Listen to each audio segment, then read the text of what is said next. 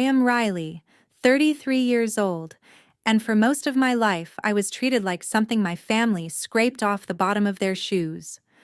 When my mother called to ban me from my own father's 60th birthday dinner, she told me flat out that my job as a garbage collector would humiliate my brother's new elite fiancé in front of everyone who mattered. I didn't scream. I didn't cry. I simply lifted my eyes to the massive digital monitor mounted on my office wall, the one quietly displaying my company's $85 million quarterly revenue, and I said, I understand. 3 weeks later, my family strutted into a high society gala without the faintest idea that the very woman they were desperately trying to impress was about to unravel their entire, carefully constructed lives, on my behalf, and because of me. Before I get into the rest of it, let me know in the comments where you're watching from. Hit like and subscribe if you've ever had to prove a toxic family dead wrong. The roar of the massive hydraulic baler echoed off the corrugated steel walls of the recycling facility. I stood on the metal catwalk high above the bustling sorting floor of Vertex Waste Solutions, my hands stained dark with thick grease from personally inspecting a jammed conveyor belt on the main line. I scrubbed my palms hard against a rough shop rag, feeling the familiar industrial grit lodge itself stubbornly under my fingernails, the same grit that had been under my nails for over a decade. This was my domain, a kingdom built entirely from the things other people threw away without a second thought. I loved the noise, the mechanical rhythm of the belts and crushers, the tangible, undeniable satisfaction of turning raw waste into something the world could actually use again. Then my phone buzzed hard against my hip, vibrating insistently in the pocket of my neon yellow safety vest. I pulled it out and checked the glowing screen. It was my mother, Brenda. We hadn't exchanged a single word since Thanksgiving, when she'd banished me to a small folding table in the kitchen because she was terrified my work boots might scuff her precious hardwood floors. I answered anyway, raising my voice slightly over the deafening hum of machinery below. There was no hello, no, how are you, no polite inquiry into my health or my day. Her voice came through sharp, frantic, and cutting straight to the point like a surgical blade. Riley, do not come to your father's 60th birthday dinner next Friday. I stepped inside my glass-enclosed office, shutting the door to muffle the overwhelming industrial noise below, and asked her calmly why she was uninviting me with barely a week's notice. My mother let out a long, heavy sigh, the sound practically dripping with condescension through the phone speaker. Your brother Connor is bringing his new fiancée, Jasmine, to meet the family for the very first time, she explained, clearly annoyed that I needed this spelled out. She comes from a prominent, highly educated family in Chicago, real estate royalty, genuinely wealthy people. Connor has finally secured his future with a woman of real status, and everything needs to be absolutely flawless for this introduction. I looked down at the dark smudges of grease still clinging stubbornly to my knuckles. And my presence would ruin that flawless image, I said, keeping my voice level, stripped of anything resembling emotion. Don't play dumb with me, my mother snapped, her tone turning fierce. You drive a garbage truck. You spend your days wading through rotting trash and industrial waste. Jasmine is a brilliant corporate lawyer who wears custom designer suits and attends charity galas every other weekend. Connor already told her family that his sister is some low-level sanitation worker, which is embarrassing enough for him as it is. If she sees you walk into a fine dining restaurant in cheap clothes, smelling like a city landfill, it will humiliate your brother beyond repair. We simply cannot risk her powerful family thinking we're low-class common people. I need you to stay far away from that restaurant. And please, do not try to contact Connor. The sheer cruelty of her words hung thick and heavy in the space between us. She was prioritizing a woman she had never even met over her own child. She was willing to erase her own daughter from a major family milestone, all to preserve a fragile, glittering illusion of superiority that had never really existed in the first place. Connor was exactly the type of man who would lie about his own roots just to impress a wealthy woman. He was a mid-level, perpetually indebted banker desperately siphoning our parents' retirement savings to bankroll a fake luxury lifestyle he could never actually afford. And my mother happily, eagerly enabled every one of his delusions, while treating my honest, hard-earned success as some shameful secret that needed to be buried and hidden from polite society. I turned my gaze away from my dirty, grease-stained hands and looked upward instead. Mounted on the sleek wall of my modern office was a massive digital monitor, its bright screen quietly displaying the live quarterly financial metrics for Vertex Waste Solutions. The revenue counter for the fourth quarter had just crossed the $85 million mark, ticking steadily upward even as we spoke. I didn't drive a single garbage truck. I owned a massive fleet of 400 of them. I was the chief executive officer and sole founder of the largest eco-friendly waste management and recycling corporation in the entire state.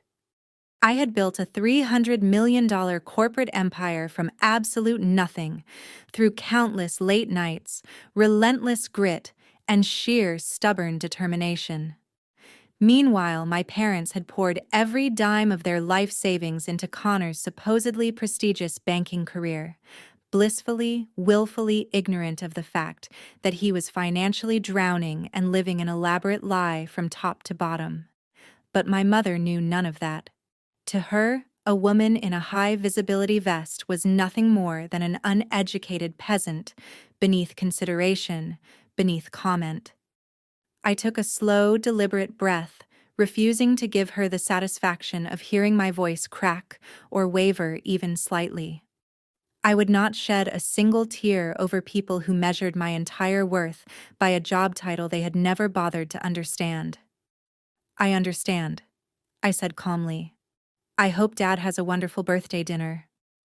I ended the call without waiting for her reply, without giving her the chance to add one more cruel word. I tossed the greasy rag into the bin and stepped back out onto the metal catwalk. Let them have their fancy dinner.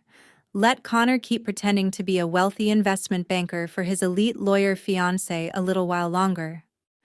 I had a massive corporation to run and real, meaningful work waiting for me. But just as I was sliding my phone back into my pocket, my plant manager came rushing up the metal stairs, taking them two at a time, clutching a thick manila folder and looking utterly breathless.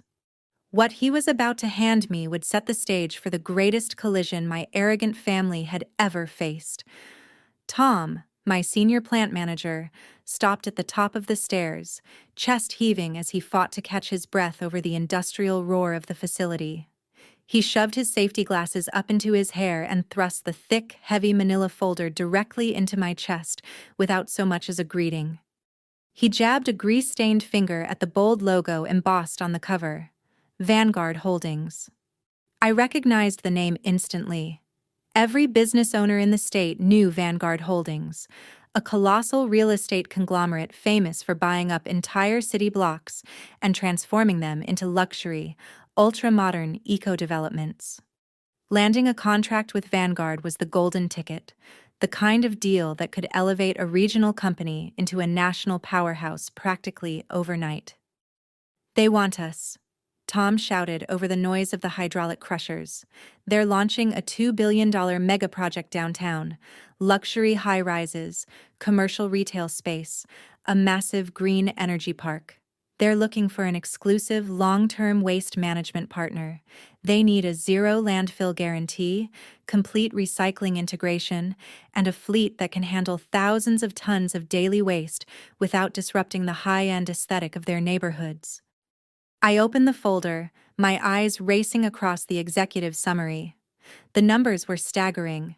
If Vertex Waste Solutions landed this exclusive contract, our annual revenue would double, essentially overnight, and we would dominate the entire commercial sector. "But they're notoriously ruthless," Tom continued, his voice tight with anxiety. They've already rejected 3 other major sanitation companies this week alone. Vanguard doesn't play games, Riley. They dig deep into the operational grit of every potential partner, and they've sent over their demands for the initial audit. It's intense. The lead legal counsel spearheading this entire mega project is terrifyingly meticulous. She's the one making the final call on whether we get the contract or get thrown out entirely. I flipped to the second page of the dossier, where the Vanguard executive team profiles were laid out. My eyes locked onto the photograph of their lead legal counsel. The woman in the corporate headshot radiated pure, unmistakable authority. She wore a sharp, custom-tailored charcoal suit. Her posture was flawless, and her dark, piercing eyes looked like they could see straight through a balance sheet and expose every hidden lie buried inside it. The brief detailed her background: top of her class at an Ivy League law school, from a prominent, highly educated family in Chicago. A dynasty of real estate moguls known for their fierce work ethic and uncompromising standards of transparency. Her name was printed in bold black ink right beneath her photograph. Jasmine. A sharp electric shock ran down my spine. I stared at the name, then at the face, then back at the name again. This was not a coincidence. This was the exact woman my mother had just spent 10 furious minutes raving about on the phone. This was the elite high society lawyer my brother Connor was engaged to. This was the woman for whom I had just been banned from my own father's birthday dinner, all because my family believed my connection to the garbage industry would somehow humiliate her. A slow, dark smile spread across my face. The irony was so thick I could practically taste it. My parents were mortgaging their retirement and tearing their own family apart to impress a woman who was, at that very moment, actively seeking a partnership with the exact industry they claimed to despise. They imagined Jasmine as a delicate, superficial socialite who would faint at the sight of a garbage truck. They had absolutely no idea she was a corporate predator who scrutinized industrial waste contracts before breakfast, for sport. "What does she want for the audit?" I asked, tapping a finger against Jasmine's photograph. Tom wiped a line of sweat from his forehead. "She explicitly stated she refuses to sit in some glass boardroom and watch a polished PowerPoint presentation. She thinks corporate slideshows are smoke and mirrors, dressed up to hide operational flaws. She's demanding a boots-on-the-ground inspection of our entire fleet. She wants to see our trucks running their actual morning routes, see how our sanitation workers handle the physical trash, how clean we keep the upscale neighborhoods, how efficiently we process waste right there on the street level. She's sending her team to audit the Platinum Route tomorrow morning at exactly 8 o'clock. The Platinum Route was our most exclusive commercial service path, covering the wealthiest, most pristine districts in the entire city. The high-end boutiques, the luxury condominiums, the overpriced outdoor cafes. It also happened to run directly through the exact upscale neighborhood where my brother Connor rented a tiny, absurdly overpriced studio apartment, purely to maintain his fake facade of old money. I knew for a fact that Connor and Jasmine had a standing Sunday morning brunch tradition at an open-air cafe right on that very route, carefully timed to ensure they were seen by exactly the right social circles. Tom looked at me nervously. "I can have the VP of operations handle the street tour personally. We'll put him in a clean suit, roll out the newest truck in the fleet, make everything look absolutely pristine for her. We cannot afford to mess this up, Riley. This woman will tear us apart if she spots even one operational flaw." I closed the heavy manila folder with a sharp snap. "No," I said, my voice ringing with total certainty. "The VP of operations stays in the office tomorrow. Jasmine wants to see the grit, so we're going to show her the grit.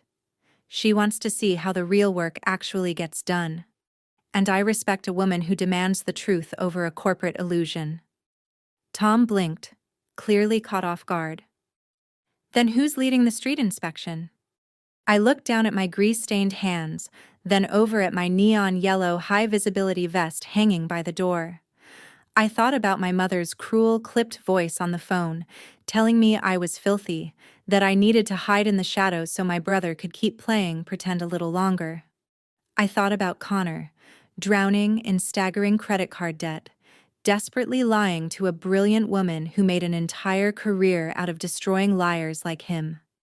My two completely separate worlds were now on a direct, high-speed collision course, and I was not about to hit the brakes.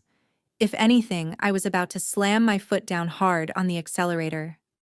"I'm leading the inspection," I told Tom, already turning to walk toward the dispatch office. "I'll drive the lead truck on the Platinum route myself tomorrow morning. Have the crew prep the commercial baler and make sure my high-visibility vest is washed and pressed. We have a billionaire lawyer to impress, and I intend to give my future sister-in-law a front-row seat to exactly how the trash actually gets taken out." I left Tom standing speechless on the catwalk and headed straight for my private office. I locked the heavy glass door behind me and dropped into my ergonomic leather chair, the adrenaline from the Vanguard dossier still pulsing steadily through my veins. But underneath that adrenaline, a darker, more analytical curiosity was already beginning to take over. How exactly had my brother managed to ensnare a woman like Jasmine in the first place? Connor was a walking disaster dressed in expensive suits he could never actually afford. He lacked the discipline, the intellect, and the real capital required to run in circles with Chicago real estate royalty. Jasmine, meanwhile, was a predator in the courtroom, a woman whose entire career had been built on sniffing out corporate deception at 50 paces. And yet, somehow, she was wearing his engagement ring. None of it added up. Liars always leave a paper trail somewhere, and I happened to have the corporate resources to follow it wherever it led. I picked up my secure office line and dialed David, my chief financial investigator. My company regularly vetted massive corporate clients to confirm their solvency before signing decade-long waste management contracts, which meant we had premium access to deep-dive financial software and asset-tracking databases most people never even knew existed. I gave David my brother's full legal name, his supposed banking firm, and my parents' home address, and told him I needed a comprehensive asset and liability report on all three of them within the hour. 45 minutes later, a secure, encrypted file landed quietly in my inbox. I opened the document, my eyes scanning across the heavily detailed financial footprint of my own family. What I saw didn't just make me angry, it made me feel physically sick to my stomach. The report proved immediately that Connor was not, in fact, a successful investment banker. His actual job title was listed as a mid-level analyst. He was, in plain terms, a glorified spreadsheet reader earning a fraction of the executive salary he loudly claimed to bring home. But the income discrepancy turned out to be the least of his problems. I scrolled down into his liabilities section, where a glaring sea of red numbers painted a picture of absolute, catastrophic financial ruin. Connor was drowning in exactly $1.2 million of debt.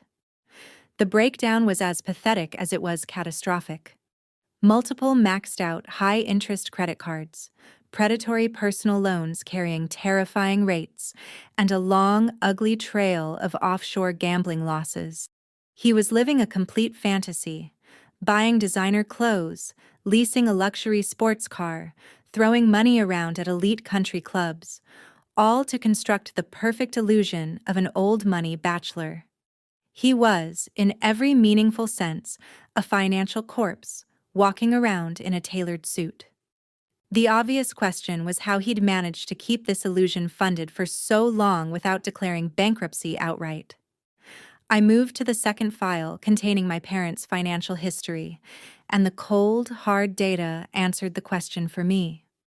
Brenda and Richard, the same two people who once told me they couldn't spare $500 to help me fix a broken water heater during my very first year in business, had completely liquidated their retirement accounts.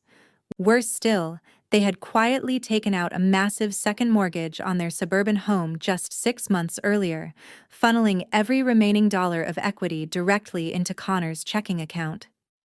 They were, quite literally, betting their entire house on him. My parents were fully, deliberately complicit in this fraud. They were knowingly funding Connor's fake elite lifestyle in order to trick Jasmine into a marriage she had no idea was built on lies. It was a calculated, predatory con from start to finish. They didn't see Jasmine as a brilliant future daughter-in-law. They saw her as a wealthy mark. They were gambling on the assumption that once the marriage certificate was signed, her powerful family would quietly pay off Connor's catastrophic debt just to avoid a public scandal. They were setting up a brilliant, successful woman to be financially drained by a parasite wearing a nice watch. And they thought my garbage trucks were the most disgusting thing in the world. I closed the financial reports and securely wiped the files from my desktop. The sheer hypocrisy of it all was almost artistic in its scale. My mother was willing to permanently ban me from my own father's birthday dinner to protect this vile little scheme. She'd demanded I hide in the shadows because honest, physical labor was apparently humiliating to her delicate sensibilities. She was about to learn, the hard way, that the only thing genuinely foul in this entire scenario was the stench of her own deception. I opened the routing software on my second monitor and pulled up the GPS logistics for the Platinum route. The digital map lit up, showing the exact upscale neighborhood where Connor rented his absurdly overpriced studio apartment. I cross-referenced his location with the commercial dumpsters we serviced in that zone, and easily located the chic outdoor cafe where my parents were treating Connor and Jasmine to an expensive Sunday brunch the very next morning. It sat right beside a commercial alleyway featuring 3 massive steel dumpsters belonging to some of our highest-paying retail clients. I dragged my mouse across the screen and manually reassigned the route schedule, placing my specific heavy-duty commercial truck right at that exact cafe alleyway, at precisely 10 in the morning, peak hour for the elite brunch crowd. I typed my own name into the driver assignment slot and locked the schedule into the main company dispatch system. There was no backing out now. The collision course was officially, irreversibly set. I turned off my monitors, grabbed my keys, and looked out over the sparkling city skyline stretching endlessly beyond my window. My family thought they had successfully thrown me away. They thought they could quietly erase my existence to protect a fragile house of cards built entirely on lies and stolen equity. But they had conveniently forgotten one crucial detail about the daughter they'd tried so hard to discard. I am the one who controls exactly when and where the trash gets collected. I walked out of the executive suite and headed home for the night, setting my alarm for 4 in the morning. Tomorrow, I was going to ruin their perfect little brunch. The morning air was crisp and biting as my massive 10-wheeler rolled into the ultra-wealthy neighborhood. The Platinum route was exactly as advertised: pristine sidewalks, luxury boutiques with polished glass storefronts, tree-lined streets that smelled faintly of old money and expensive espresso. I backed the heavy garbage truck into the narrow cobblestone alleyway right behind Le Jardin, the most exclusive outdoor cafe in the entire district. The loud, rhythmic beeping of my truck's backup alarm cut through the serene morning atmosphere, like a chainsaw announcing my arrival to the wealthy patrons enjoying their leisurely Sunday. I threw the heavy transmission into park and climbed down from the elevated cab. The solid thud of my steel-toed boots hitting the pavement sent a satisfying vibration of raw, grounded power up through my legs.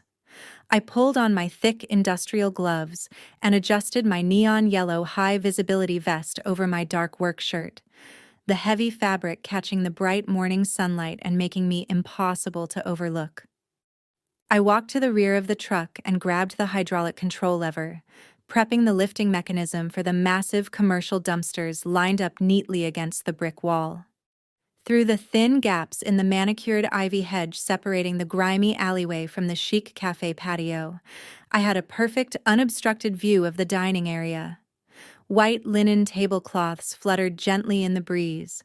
Silver cutlery clinked softly against fine porcelain. And right in the center of the patio, holding court at the best table in the house, was my family. Connor sat with his back to me, wearing a crisp pastel blue linen shirt and a heavy silver watch I knew for a fact was maxing out his last active credit card. Across from him sat Jasmine, radiating quiet authority and effortless wealth, even in weekend casual clothing, listening intently to something my father was saying, her posture impeccable. Brenda and Richard sat beside them, leaning forward eagerly, performing the roles of cultured, affluent parents with almost nauseating enthusiasm. I grabbed a metal clipboard from the side of the truck and pretended to check the maintenance tags on the steel bins, letting the massive diesel engine idle with a low, steady rumble that vibrated up through my boots. I watched them through the dark green leaves of the hedge. Brenda raised a crystal mimosa glass to her lips, tossing her head back to laugh at something Connor had just said. As she tilted her head back, her gaze drifted past the patio umbrellas, past the wrought iron fence, and straight through the ivy. I watched the exact instant her brain registered the neon yellow vest and the familiar face beneath it. The color drained from her face so fast she looked like she'd seen a ghost. Her eyes widened to the size of saucers. She inhaled sharply and began choking violently on her champagne, coughing uncontrollably, slamming her crystal glass down onto the table hard enough that the orange liquid splashed over the rim and stained the pristine white linen. Richard patted her back frantically, his face twisting in sudden confusion. Jasmine leaned forward, asking if she was all right. But Brenda wasn't looking at either of them anymore. She reached frantically under the table and grabbed Connor's arm, her perfectly manicured nails digging into the expensive fabric of his sleeve. She pointed a trembling finger toward the alleyway, her breathing ragged and panicked. Connor turned his head, his eyes locking first onto my neon vest, then directly onto my face. Even from 20 feet away, I could see the raw, absolute terror wash over him. The charming, practiced smile he'd been directing at Jasmine vanished instantly. His entire carefully constructed reality was suddenly threatening to collapse right there over avocado toast. He quickly snapped his head back toward Jasmine, who was momentarily distracted by a waiter bringing over a fresh pot of coffee, and leaned in to whisper something frantic to our parents. Richard went rigid, his face flushing an angry, mottled shade of purple as he glared in my direction. Connor stood up from the table with forced smoothness, offering Jasmine a practiced, apologetic smile and a gentle touch on her shoulder for good measure, before pointing toward the interior of the cafe, clearly claiming he needed the restroom or an urgent business call. Jasmine simply nodded and took a sip of her coffee, completely unaware of the raging inferno of panic consuming the man she was about to marry. The second Connor turned his back on his brilliant, wealthy fiancée, the charming facade melted away entirely. His face twisted into a mask of pure, unadulterated rage. He walked briskly past the crowded patio tables with a stiff, aggressive stride that practically radiated violence, pushing past a waiter carrying a tray of delicate pastries, and not even pausing to apologize, as the man stumbled and nearly dropped the tray. Connor rounded the corner of the brick building and stepped off the immaculate sidewalk, crossing an invisible boundary straight into the gritty reality of the commercial alleyway. The smell of diesel exhaust and damp cardboard immediately replaced the aroma of fresh coffee and expensive perfume. He marched straight toward my truck, hands balled into tight fists at his sides. His expensive Italian leather loafers stepped directly into a puddle of grimy condensation leaking from beneath the restaurant dumpster, but he was far too furious to even notice the filthy water soaking through his shoes. His jaw was clenched so tightly a muscle ticked violently near his ear. He thought he was about to intimidate some lowly garbage worker who had accidentally wandered too close to his delicate illusion of a life. He thought he was marching over to threaten me, to bully me back into the shadows before the woman holding the key to his financial salvation ever noticed my existence. He stepped fully into the alley, safely out of Jasmine's sightline, and closed the distance between us. He slammed his hand hard against the cold steel of my truck, effectively trapping me in the narrow space between the massive hydraulic lifting arms and the grimy brick wall of the cafe. His face was mere inches from mine, and I could smell the expensive cologne he'd undoubtedly bought with our parents' drained retirement funds. Beneath the designer fragrance, though, he reeked of sheer, unadulterated panic. "What do you think you're doing here?" he hissed, his voice a frantic, venomous whisper carefully suppressed so the elite brunch crowd wouldn't hear a single syllable. "Are you stalking me? Did Mom not make it perfectly clear that you're forbidden from coming anywhere near my life?" I didn't blink. I held my ground, letting the heavy idling engine of the 10-wheeler vibrate steadily through my boots, and crossed my arms over my neon yellow safety vest, looking at him with total, unshaken indifference. "I'm doing my job, Connor. This is a commercial loading zone. You're standing in my workspace." His upper lip curled into an ugly sneer. He glanced nervously over his shoulder toward the edge of the brick building, terrified his brilliant fiancée might wander around the corner at any moment. When he confirmed the coast was clear, he turned his wrath back on me. Your job is to stay out of sight. I'm sitting 20 feet away with a woman whose family practically owns the Chicago skyline. Jasmine is legal royalty. She's perfection. And you decide to park your filthy, foul-smelling garbage truck right next to our table? You look like a disgusting peasant. You're a humiliating stain on this entire family, Riley. The sheer audacity of his delusion was almost impressive. Here was a man drowning in over $1 million of gambling debt, a man actively draining his elderly parents dry, calling me a peasant simply because I wore a high-visibility vest for a living. He was a financial parasite, and yet, there he stood, lecturing me about class and status as if either word applied to him anymore. I didn't feel a single flicker of hurt or intimidation. I only felt a cold, calculating anticipation building steadily beneath my calm exterior. "The trash needs to be collected," I said evenly, holding his desperate gaze without flinching. "And Vanguard Holdings expects pristine streets. I'm just providing premium service." Connor didn't register the mention of Vanguard at all. He was too consumed by his own terror to hear anything beyond his own racing pulse. He reached into the front pocket of his tailored linen trousers, fingers trembling slightly, and pulled out a sleek leather money clip. He yanked out a crisp, freshly printed $100 bill. I knew exactly where that money had come from. Cash our mother had likely handed him that very morning, to make sure he wouldn't have to watch his maxed-out credit cards decline in front of his wealthy bride-to-be.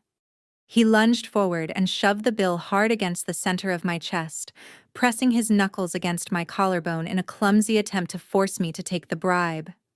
"Take this," he ordered, his voice dripping with desperation and malice. "Take this money, get back in your pathetic truck, and drive away right now. Skip this stop. Skip this entire neighborhood.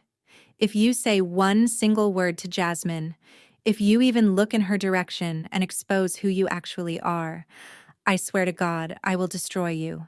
Mom and Dad will make sure you're ruined. We will bury you." He held the bill against my chest, clearly expecting me to eagerly snatch it up like the desperate, impoverished sister he imagined me to be. He expected me to cower, to bow my head, to take the money and slink obediently back into the shadows where he believed I belonged. I looked down at his trembling hand, then back up into his bloodshot, panicked eyes. I didn't raise my voice. I didn't fight back physically. I simply relaxed my posture, took a half step backward, and let the crisp $100 bill fall. We both watched the paper currency flutter down through the heavy diesel-scented air, twisting slightly in the breeze before landing perfectly flat in a dark, foul-smelling puddle of stagnant water leaking directly from beneath the restaurant dumpster. The dirty, grimy water instantly soaked into the edges of the bill, turning the crisp green paper into a soggy, ruined piece of garbage. Fitting, really, for the alleyway. Connor gasped, eyes widening in absolute shock, staring at the ruined money floating in the runoff, completely paralyzed by my utter defiance. His brain simply couldn't compute why a supposedly impoverished sanitation worker would throw away $100 without a second thought. "I don't need your stolen allowance, Connor," I said, my voice dropping to a dangerous, icy calm. "And you don't have the power to destroy anyone.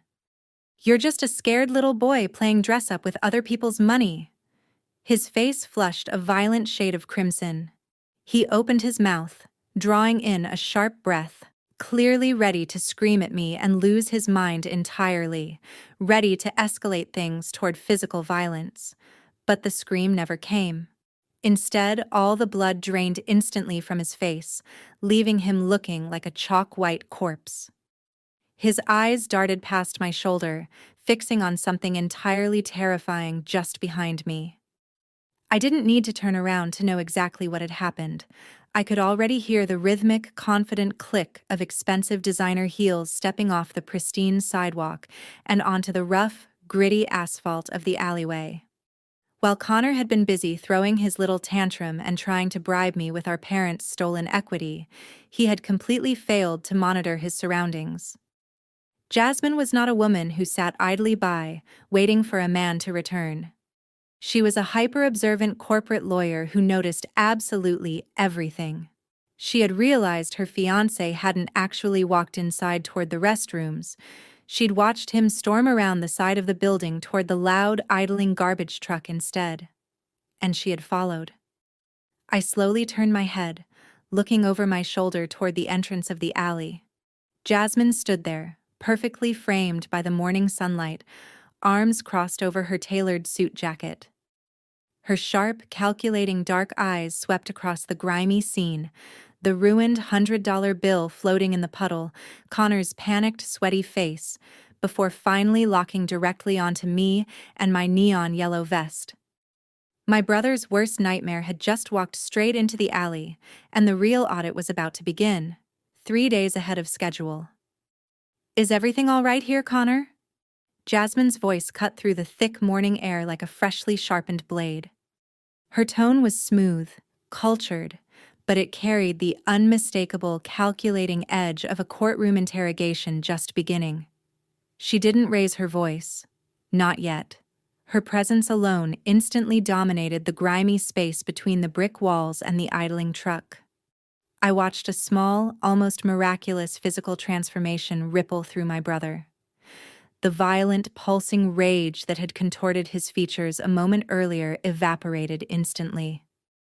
He swallowed hard, his Adam's apple bobbing nervously against his crisp linen collar, and forced his jaw to relax into a dazzling, practiced smile. He quickly stepped over the puddle of trash water, physically positioning himself to block Jasmine from getting any closer to me. "Darling, everything is perfectly fine," Connor said, his voice dripping with an artificial sweetness that made my stomach turn. "I was just trying to do a good deed for the less fortunate." Jasmine stopped walking, arms still crossed, dark eyes locking onto his. "A good deed? In a commercial loading zone," she said, raising a single, perfectly sculpted eyebrow. Connor let out a soft, condescending chuckle, attempting to brush off her suspicion with a wave of his manicured hand, thumb jerking back toward me without even bothering to look in my direction. "Yes. Well, it breaks my heart to see people struggling. This poor woman is clearly down on her luck. I saw her digging around near the dumpsters, doing some sort of court-ordered community service, I imagine.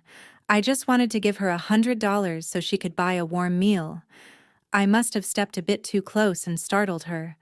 The poor thing dropped the cash right into the puddle."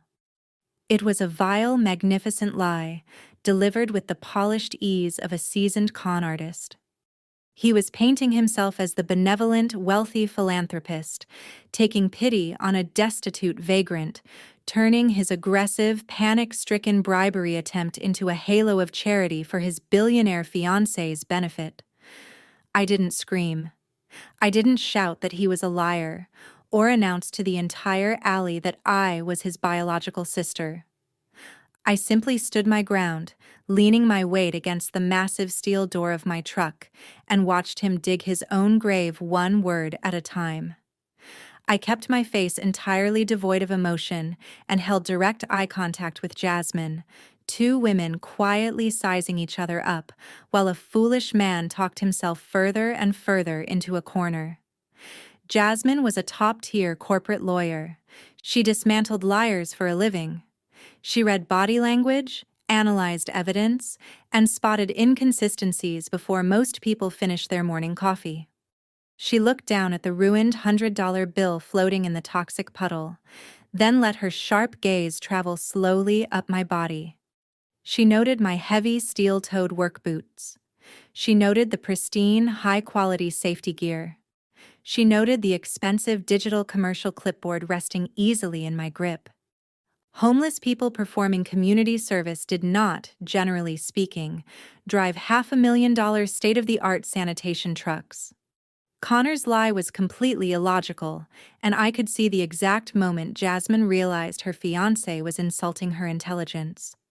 Before Jasmine could dismantle his story any further, the frantic, rapid clicking of designer heels echoed off the pavement. Brenda came rushing around the corner of the cafe building, looking absolutely unhinged, her face flushed, breathing heavily, reeking of expensive perfume mixed with sheer terror. "Connor! Jasmine! What on earth are you doing back here among all this filth?" Brenda gasped, her voice trembling as she immediately inserted herself between Jasmine and me, throwing her arms out wide to use her own body as a physical barricade. She grabbed Jasmine's elbow, pulling at the expensive fabric of her suit jacket, desperately trying to physically steer the younger woman back toward the restaurant. "We must go back to our mimosas right now. These alleyways are unsafe. People like this can be highly unpredictable and dangerous. You simply cannot interact with this kind of element, Jasmine. It's a health hazard." Jasmine stopped moving entirely. She did not let my mother push her anywhere. She looked down at Brenda's hand clutching her elbow, and the temperature in the alley seemed to drop 10 degrees in an instant. "People like this," Jasmine repeated, her voice dangerously quiet. She firmly shook off my mother's grip and stepped cleanly around Brenda, forcing my mother to stumble slightly over the uneven pavement. Jasmine closed the distance, stopping just a few feet from where I stood, completely ignoring Connor's nervous stammering and Brenda's frantic protests behind her. She looked directly at me, really looked at me. Her dark, intelligent eyes scanned my heavy canvas work jacket, analyzing every detail beneath the neon yellow safety vest. I stood tall, squaring my shoulders, giving her full, unobstructed access to the truth. Her gaze locked onto the customized embroidery sitting proudly over my left breast pocket. Bright blue and green industrial threads catching the morning light, spelling out 3 very specific words: Vertex Waste Solutions. I watched the lightning strike behind Jasmine's eyes, the mechanical click of a brilliant mind snapping the final pieces of a puzzle into place. This was the billion-dollar Vanguard real estate contract. This was the massive ecological venture she was personally spearheading. This was the exact sanitation corporation she had demanded to audit on the street level, tomorrow morning, at 8 sharp. She realized in a fraction of a second that she was not staring at a homeless vagrant at all. She was staring directly at the founder of the corporate empire she was about to ruthlessly evaluate. Jasmine's gaze flicked from the embroidered logo on my chest back up to my face. She saw my calm, unbothered posture. She saw the quiet, unmistakable authority radiating from my stance, a demeanor completely devoid of the submissive fear a cornered victim would ordinarily display. I held her fierce gaze and gave her a slow, deliberate nod. It was a silent acknowledgement, a quiet confirmation passing between two powerful women that a massive game of deception was currently being played out right in front of her, in real time. Jasmine's expression smoothed instantly into a mask of absolute professional neutrality. She turned her back on me and faced Connor directly, offering him a tight, sharp smile that never once reached her eyes. "How incredibly generous of you, Connor," she said, her tone laced with a heavy, dangerous irony that sailed entirely over his head. "You're always so full of surprises. Let's go back to our table. I suddenly have a lot of corporate research to prepare for tomorrow morning." Connor let out a massive, shuddering breath of relief. He genuinely believed he had won, that his ridiculous, transparent lie had successfully neutralized the threat. He offered Jasmine his arm, casting one final venomous glare of triumph in my direction as he escorted her back out of the alley. Brenda scurried after them, shooting me a look of pure, unadulterated hatred before disappearing around the brick wall. They walked back to their luxurious brunch, entirely oblivious to the fact that they had just sealed their own doom without realizing it. As Jasmine rounded the corner, I watched her pull her sleek smartphone from her designer handbag. She wasn't checking brunch menus or scrolling social media. Her thumbs flew across the screen with fierce, determined speed. The trap had been recognized, and the predator was already, quietly, plotting her next move. I climbed back into the cab of my 10-wheeler. The heavy steel door slammed shut behind me, instantly severing me from the superficial, fragile little world of the cafe patio. I engaged the hydraulics, lifted the remaining commercial bins, and finished the platinum route with absolute mechanical precision. My hands expertly maneuvered the massive steering wheel, but my mind stayed completely consumed by the intricate chess match that had just been set into motion behind me. Connor thought he had escaped. He believed his pathetic, frantic little lie had saved his miserable illusion for one more day. He had absolutely no idea he was already bleeding out. By early afternoon, I parked the rig back at the main facility and walked straight into the towering glass and steel headquarters of Vertex Waste Solutions. I bypassed the main lobby entirely and took the private executive elevator directly up to the penthouse suite. The transition from the gritty, diesel-fumed reality of the street to the absolute pinnacle of corporate power always gave me a small rush, no matter how many times I made that trip. I swiped my keycard and stepped into my massive, sunlit office. The floor-to-ceiling windows offered a commanding, panoramic view of the entire city skyline stretching out beneath me. I stripped off my heavy canvas work jacket, peeled off the neon yellow high-visibility vest, the fabric still carrying the faint, unmistakable odor of commercial refuse and city exhaust, and tossed it carelessly onto the pristine white Italian leather couch sitting in the center of the room. The visual contrast was almost perfect. Dirt and power, grit and extreme wealth, sitting side by side on the same couch.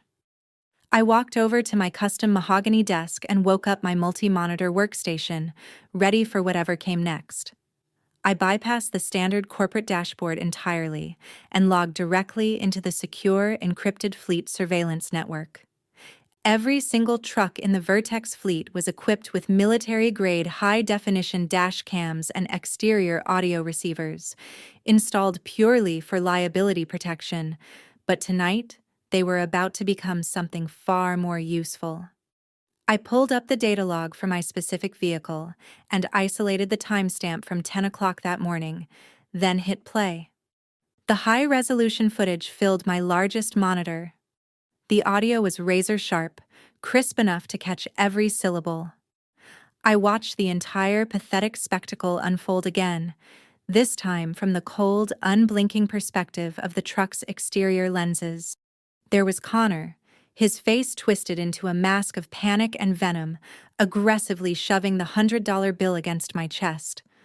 The microphones had picked up every single hateful word without mercy. I heard him call me a disgusting peasant. I heard him threaten, in that same breath, to destroy me completely. Then the camera caught the exact moment the crisp bill fluttered down into the toxic puddle of dumpster runoff. The footage tracked seamlessly as Jasmine stepped into frame. The audio captured Connor's frantic, sugary lie in perfect fidelity. I watched him spin his ridiculous tale about me being some homeless woman doing court-ordered community service, transforming his aggressive bribery attempt into an act of profound, wealthy charity right before my eyes. The camera even caught the brief, piercing look Jasmine gave the embroidered logo on my chest, just before she turned her back on him. It was, in every sense, a masterpiece of digital evidence. I extracted the video file and saved it onto an encrypted flash drive, then pulled up the Vanguard Holdings dossier my plant manager had handed me the day before. Jasmine's direct corporate email address sat right there on the executive contact sheet, waiting. I opened a new blank message, attached the high-definition video file, and hovered the cursor directly over the send button, my index finger twitching with restrained anticipation. Sending this single email would instantly obliterate Connor's fake life. It would expose his vile character to the very woman holding his entire future in her hands. It would blow up my parents' desperate, fraudulent scheme before the day was even finished. It was the easy kill. But slowly, deliberately, I pulled my hand away from the mouse. The easy kill was not the right kill. Jasmine was a brilliant, predatory corporate lawyer. She had not built her career by reacting blindly to anonymous emails full of messy street altercations, and she wouldn't start now. If I sent her this video cold, Connor would undoubtedly spin another elaborate web of lies.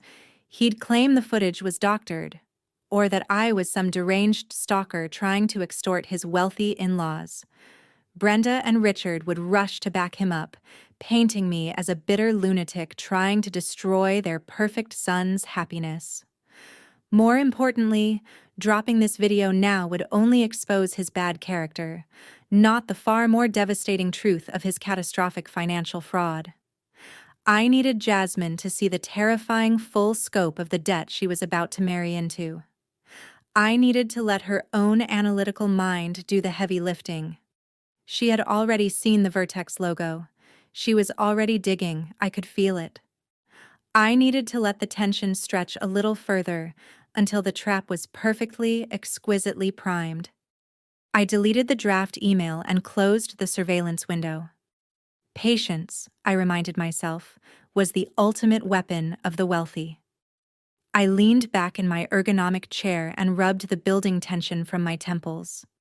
The silence of the penthouse office pressed in, thick and heavy. Then a sharp, distinct chime cut through it. I opened my eyes and looked at the primary monitor. A notification had popped up in the corner. Not a standard internal message from dispatch. Not a calendar reminder, but a high-security direct communication that had bypassed the standard corporate filters entirely and landed straight in my private CEO inbox. I clicked it open. The sender name made my heart skip an entire beat. Jasmine. She hadn't wasted a single second. I stared at the bold text glowing on the screen. The subject line was direct, unapologetic, and entirely devoid of corporate fluff. It read, "I saw your employee being harassed today. I want a private meeting with the CEO tomorrow." A genuine, predatory smile spread slowly across my face. The bait had been taken and swallowed whole. The brilliant lawyer thought she was stepping in to demand justice on behalf of some lowly, mistreated sanitation worker. She thought she was about to lecture some faceless corporate executive on operational safety and public harassment protocols. She had absolutely no idea she had just scheduled an appointment with the very woman she'd seen standing her ground in that alleyway. The Vanguard audit was officially starting 3 days early, and I was about to hand her the single greatest corporate presentation of her entire career. I moved my hand back to the mouse and clicked reply, but I didn't write the message as myself. I typed a swift, coolly professional response from the official office of the chief executive, thanking Vanguard Holdings for reaching out directly and confirming that Vertex Waste Solutions took every report of public harassment with the utmost seriousness. I scheduled the private meeting for 10 o'clock the following morning, right here in the penthouse boardroom, and hit send, watching the confirmation flash across my screen with quiet satisfaction. I picked up my desk phone and hit the speed dial for my executive assistant Sarah, then for my head of building security. I needed this trap set flawlessly, without a single visible seam. I informed them both that the lead legal counsel for Vanguard Holdings would be arriving tomorrow morning, and instructed them to treat her with absolute platinum-level respect. But I also issued one strict, non-negotiable directive. My name and my face were to be entirely scrubbed from the ground floor reception area. Take my digital portrait off the lobby directory, I told my security chief. Instruct the front desk staff and the elevator concierges to refer to me strictly as the CEO or the chief executive. I don't want the name Riley spoken out loud anywhere on the ground floor tomorrow. When Jasmine arrives, give her the full VIP escort directly to my private boardroom. She is not to wait in the lobby for even a single second. They confirm the orders without a hint of hesitation. My staff knew better than to question a direct mandate from the very top of the building. I leaned back in my chair, savoring the deep, quiet satisfaction of absolute control. The Vanguard audit was no longer just a business transaction anymore. It had become a perfectly orchestrated dismantling of a massive, ugly lie, engineered from start to finish by my own hands. A harsh vibration against my thigh broke my concentration. I pulled my personal cell phone from my pocket, and the screen lit up with a barrage of incoming text messages. Sender: Brenda. My mother had apparently recovered from her morning panic attack and was now launching a full, desperate offensive of her own. I opened the thread and scanned the frantic, furious block of text. I don't know what sick game you're playing by stalking your brother, it read. You purposely brought your filthy truck to that cafe just to ruin his brunch. You're a bitter, jealous, pathetic woman. Connor is traumatized by your ambush. If you ever drive that disgusting vehicle near his apartment or his fiancée again, your father and I will call the police. We are already speaking to a lawyer about a permanent restraining order against you. You are a danger to this family. Stay away from us.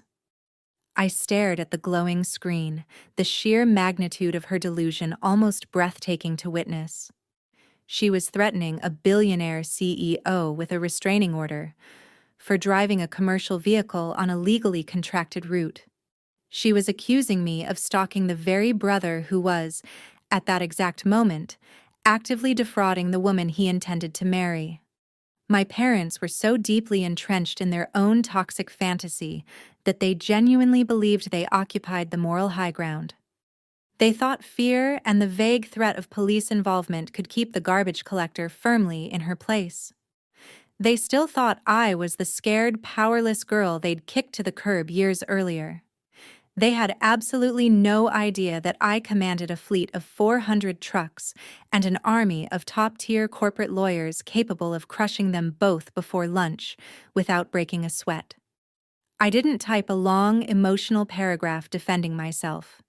I didn't bother pointing out that Connor didn't even legitimately own that apartment, but was merely renting a glorified closet with their stolen equity. I didn't engage with her toxic manipulation at all. Instead, I gave her exactly the kind of cold, calculated, cryptic response that would keep her completely in the dark until the final hammer finally dropped. I tapped out a short reply. Don't worry, I'll be seeing you in a much nicer neighborhood very soon. I hit send, watched the status change to delivered, and then calmly blocked her number. I slipped the phone back into my pocket, feeling absolutely nothing but a cold, surgical precision settle over me. The time for family negotiations had ended a long time ago, long before this phone call. Tomorrow was strictly business. The next morning, I arrived at the Vertex skyscraper before the sun had even fully cleared the horizon. I bypassed the neon safety gear entirely and dressed instead for corporate warfare, choosing a custom-tailored midnight blue designer suit with sharp architectural lines that projected total, unquestionable authority. I wore my hair pulled back into a sleek, unforgiving style. I stood in front of the floor-to-ceiling mirror in my private bathroom, checking every last detail. The woman looking back at me was a predator sitting comfortably at the very top of the food chain. By 9:45, I was seated at the head of the massive mahogany table in my private boardroom. The room itself was designed to intimidate. Glass walls offering a dizzying, vertiginous view of the city streets far below. I placed a single thick manila folder perfectly in the center of the table. Inside it sat the comprehensive financial reports detailing Connor's catastrophic debt and my parents' fraudulent second mortgage, every damning page carefully organized. I turned on the discreet security monitor built into the surface of my desk. The high-definition camera feed showed the grand lobby of the Vertex building. At exactly 9:55, the heavy revolving glass doors spun open, and Jasmine walked in. She looked magnificent. She wore a sharp crimson pantsuit and carried a sleek leather briefcase, her posture impeccable, projecting the quiet confidence of a woman who commanded respect the moment she entered any room.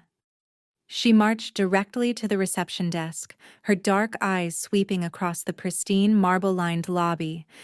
I watched the receptionist greet her warmly, offering a polite nod before handing her a platinum-embedded security pass. Jasmine didn't glance around searching for my name on the walls anywhere. She was completely, entirely focused on the mission ahead. She still believed she was about to sit down with some stuffy, old-money corporate executive to demand justice for a mistreated street-level employee. She believed she held all the cards. The security feed switched to the private executive elevator, and I watched Jasmine step inside, her reflection ghosting across the polished steel doors.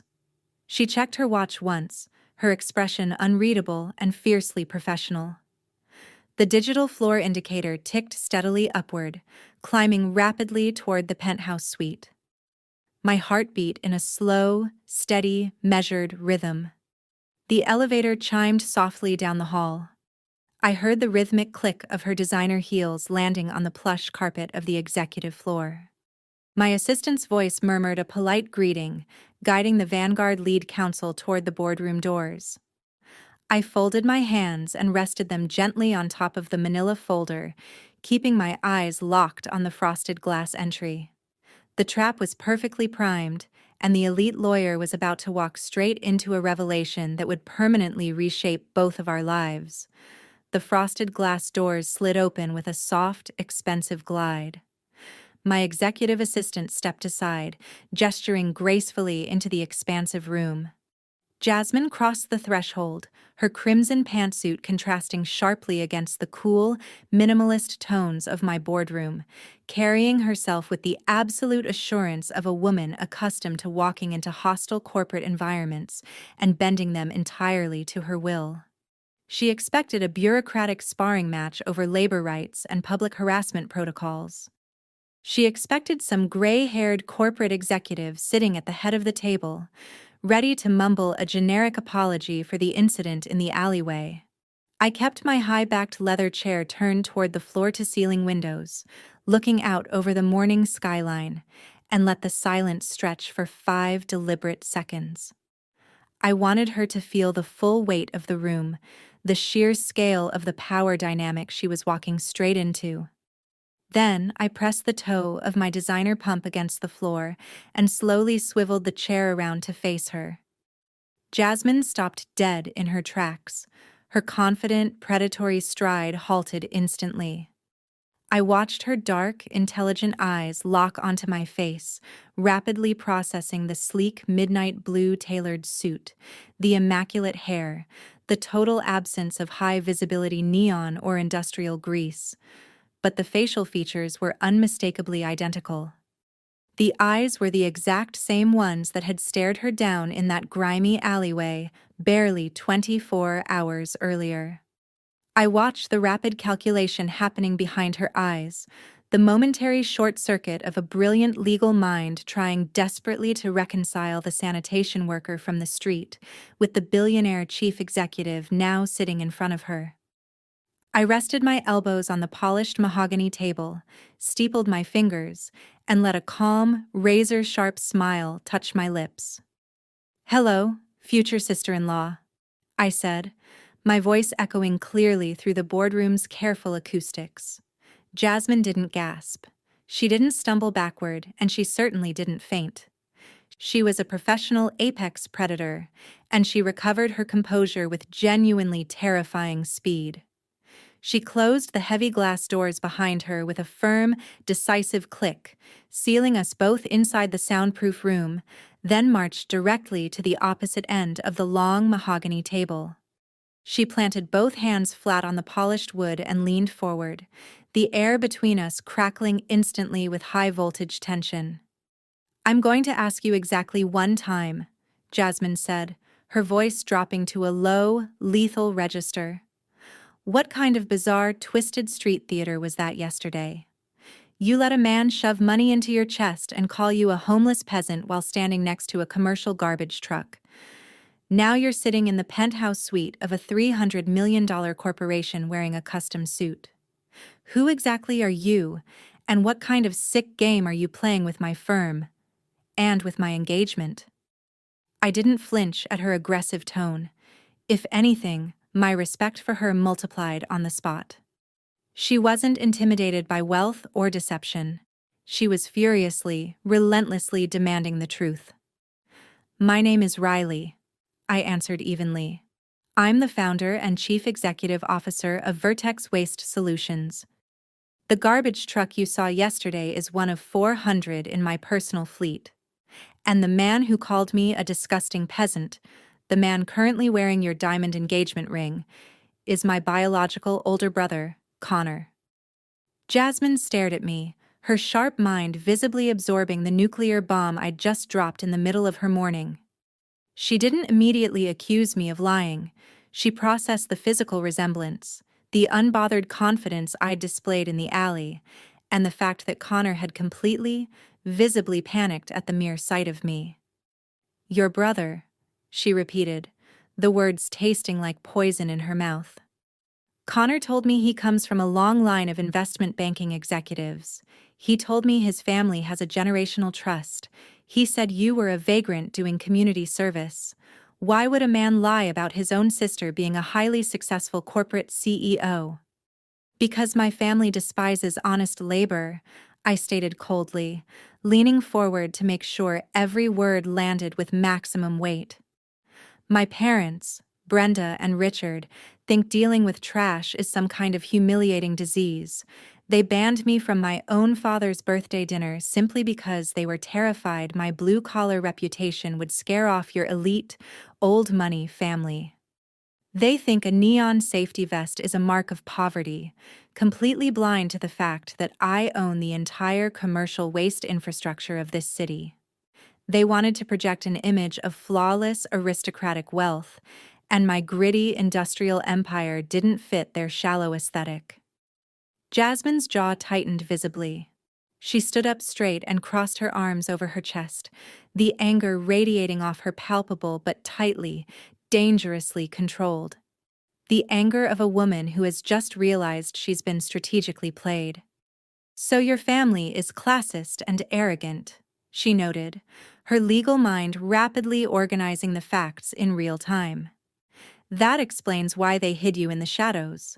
But it doesn't explain why Connor looked like he was about to have a fatal heart attack when he tried to physically bribe you to leave that alleyway. He wasn't just embarrassed by you, Riley. He was absolutely terrified of you. What does a corporate CEO have on a generational investment banker that makes him sweat like a cornered rat in the middle of a Sunday brunch?" I unclasped my hands and picked up the heavy, thick manila folder resting at the center of my desk. The crisp paper felt heavy with the weight of my family's impending ruin. I looked her dead in the eye, dropping the last thin veil of polite corporate conversation entirely. Because Connor is not an investment banker, I declared, my voice hard and unforgiving. Because my family does not have a generational trust. Because everything you know about the man you're preparing to marry is a meticulously crafted, predatory lie, designed specifically to leech off your family's real estate dynasty. He was terrified of my presence because I am the one person alive who knows exactly how pathetic and broke he truly is. With a swift, deliberate motion, I slid the heavy manila folder across the smooth surface of the mahogany table. The glossy cardboard glided perfectly over the polished wood, coming to a dead stop exactly 2 inches from Jasmine's manicured hands. I sat back in my leather chair and watched her gaze drop to the classified dossier waiting there. "Open it," I commanded softly. "Open it, and look at the financial guillotine your charming fiancé has been hiding behind his rented, tailored suits." Jasmine didn't hesitate for even a second. Her manicured fingers flipped open the heavy manila cover without ceremony. She didn't ask for a sympathetic backstory, and she didn't demand a tearful explanation of my toxic family dynamics. She was a high-stakes corporate attorney, and she operated exclusively in the realm of hard evidence. And I had just handed her a mountain of it. The first page was a comprehensive credit report, illuminated with glaring red flags from top to bottom. I sat in absolute silence, watching her dark eyes dart methodically across the columns of data. I didn't complain about my parents ignoring my childhood achievements, or how they'd treated me like an outcast for choosing a blue-collar industry. I let the numbers do all the screaming for me. "Connor is not a senior investment banker," I stated smoothly, breaking the silence only to add context to the financial ruin she was steadily absorbing. "He's a mid-level analyst. His actual annual salary barely covers the monthly lease on that sports car he drives around." Turn to page 3. Jasmine turned the heavy parchment page, her face remaining a mask of total concentration. "He's drowning in exactly $1.2 million of debt," I continued, my voice echoing clinically through the glass-walled boardroom.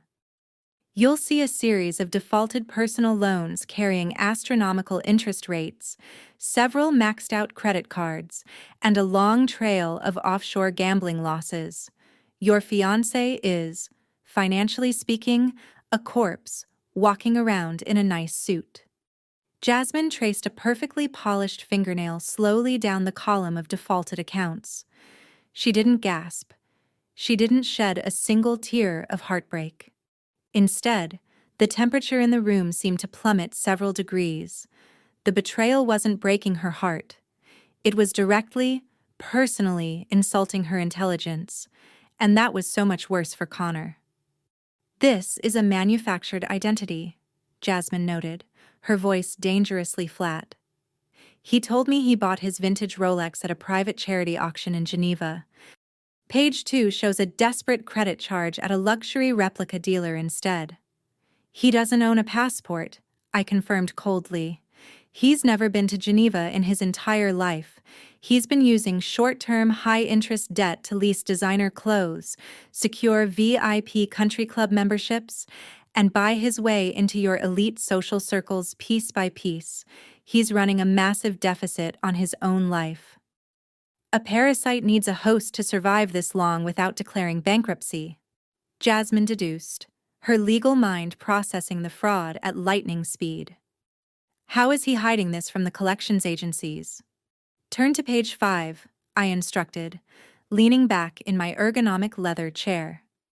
Jasmine flipped the page, her eyes locking instantly onto the property deeds and the wire transfer logs laid bare beneath them.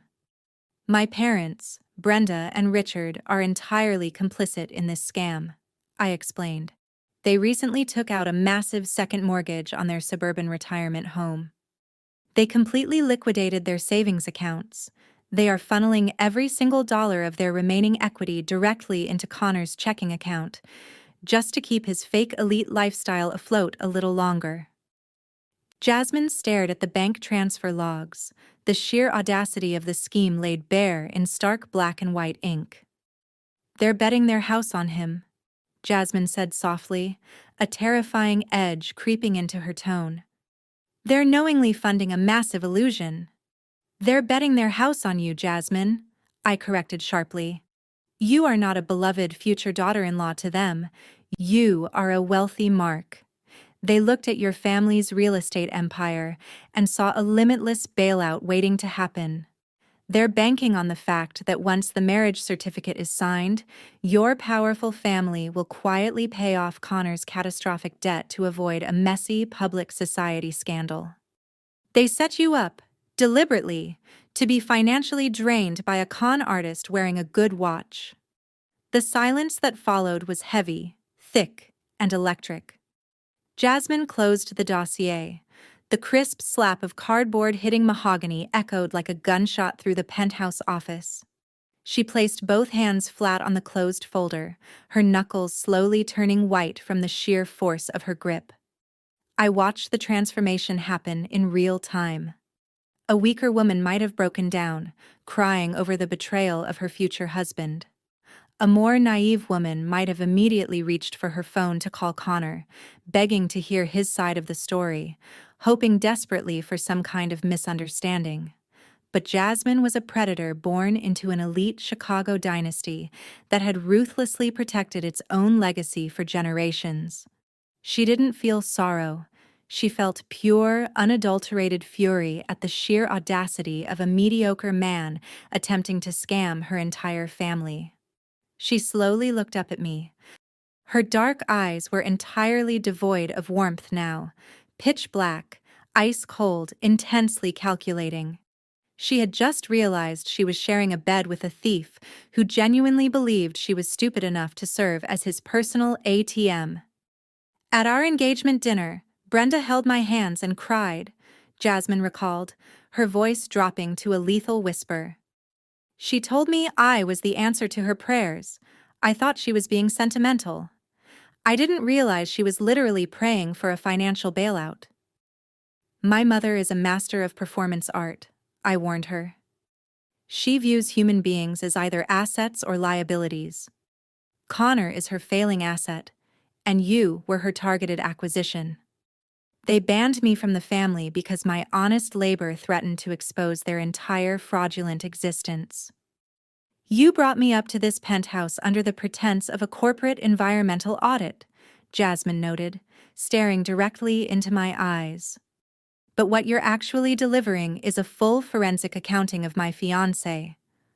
"I consider it a professional courtesy between two businesswomen," I replied, holding her fierce gaze without blinking.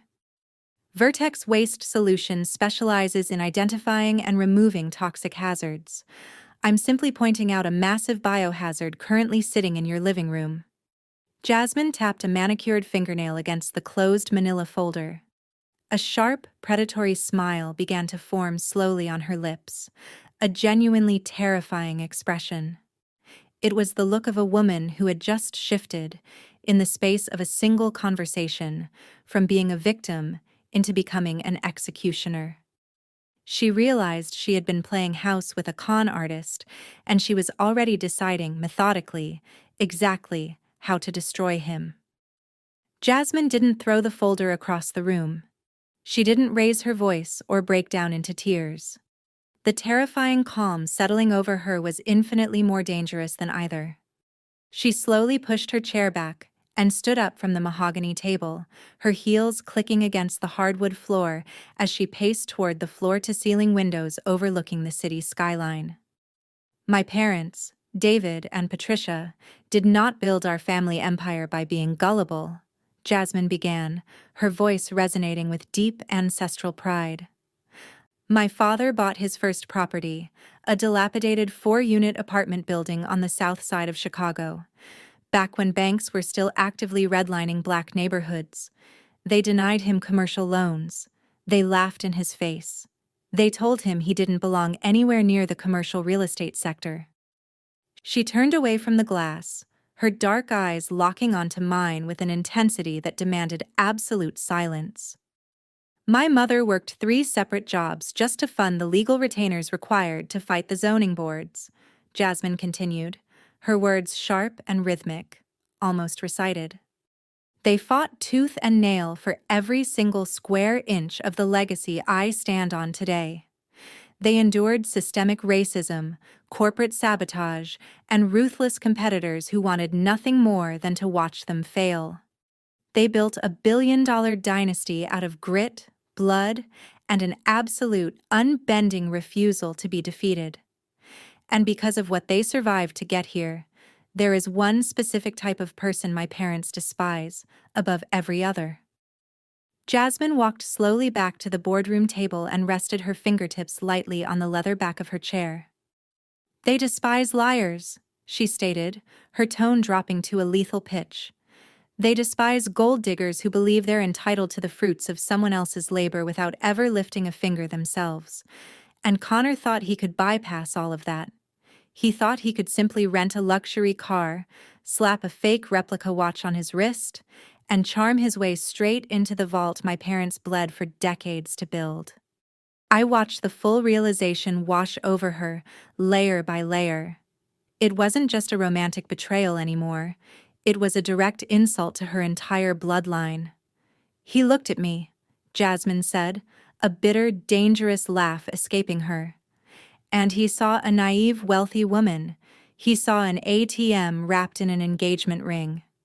He genuinely believed that because I grew up with money, I was stupid enough to mistake his desperate little facade for actual substance.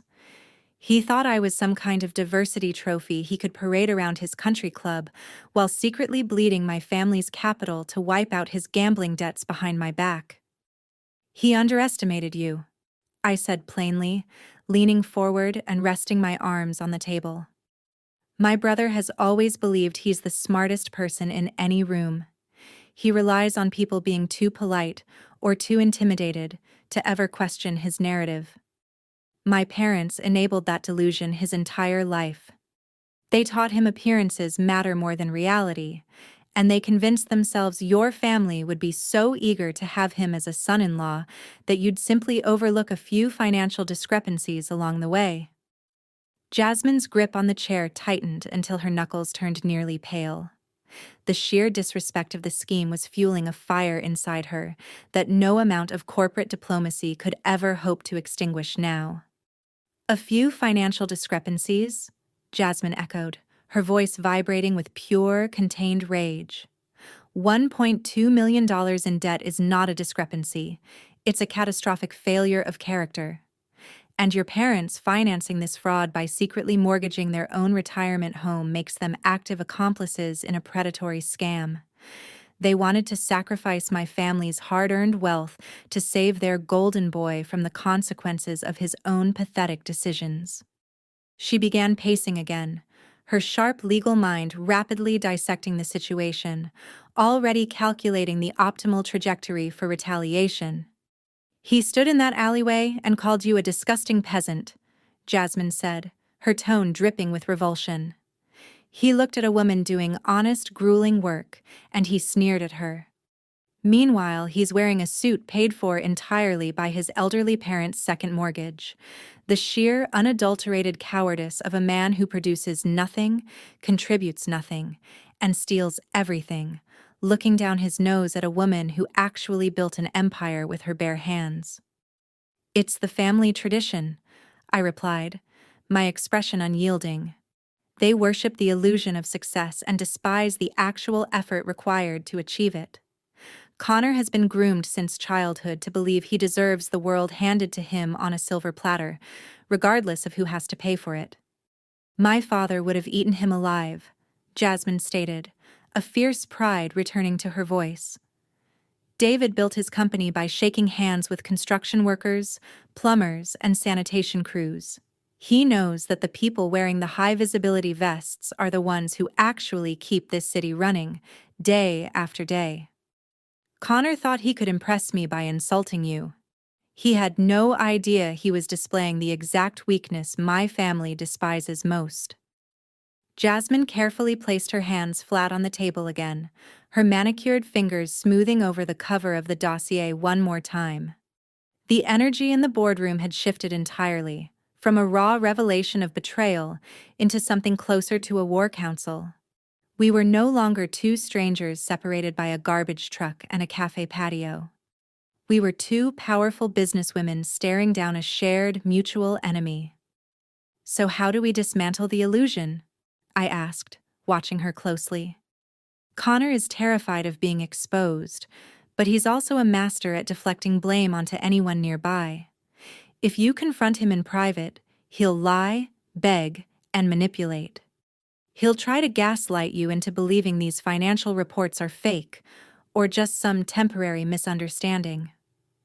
I know exactly how corporate fraudsters operate, Jasmine replied, her predatory smile returning in full force.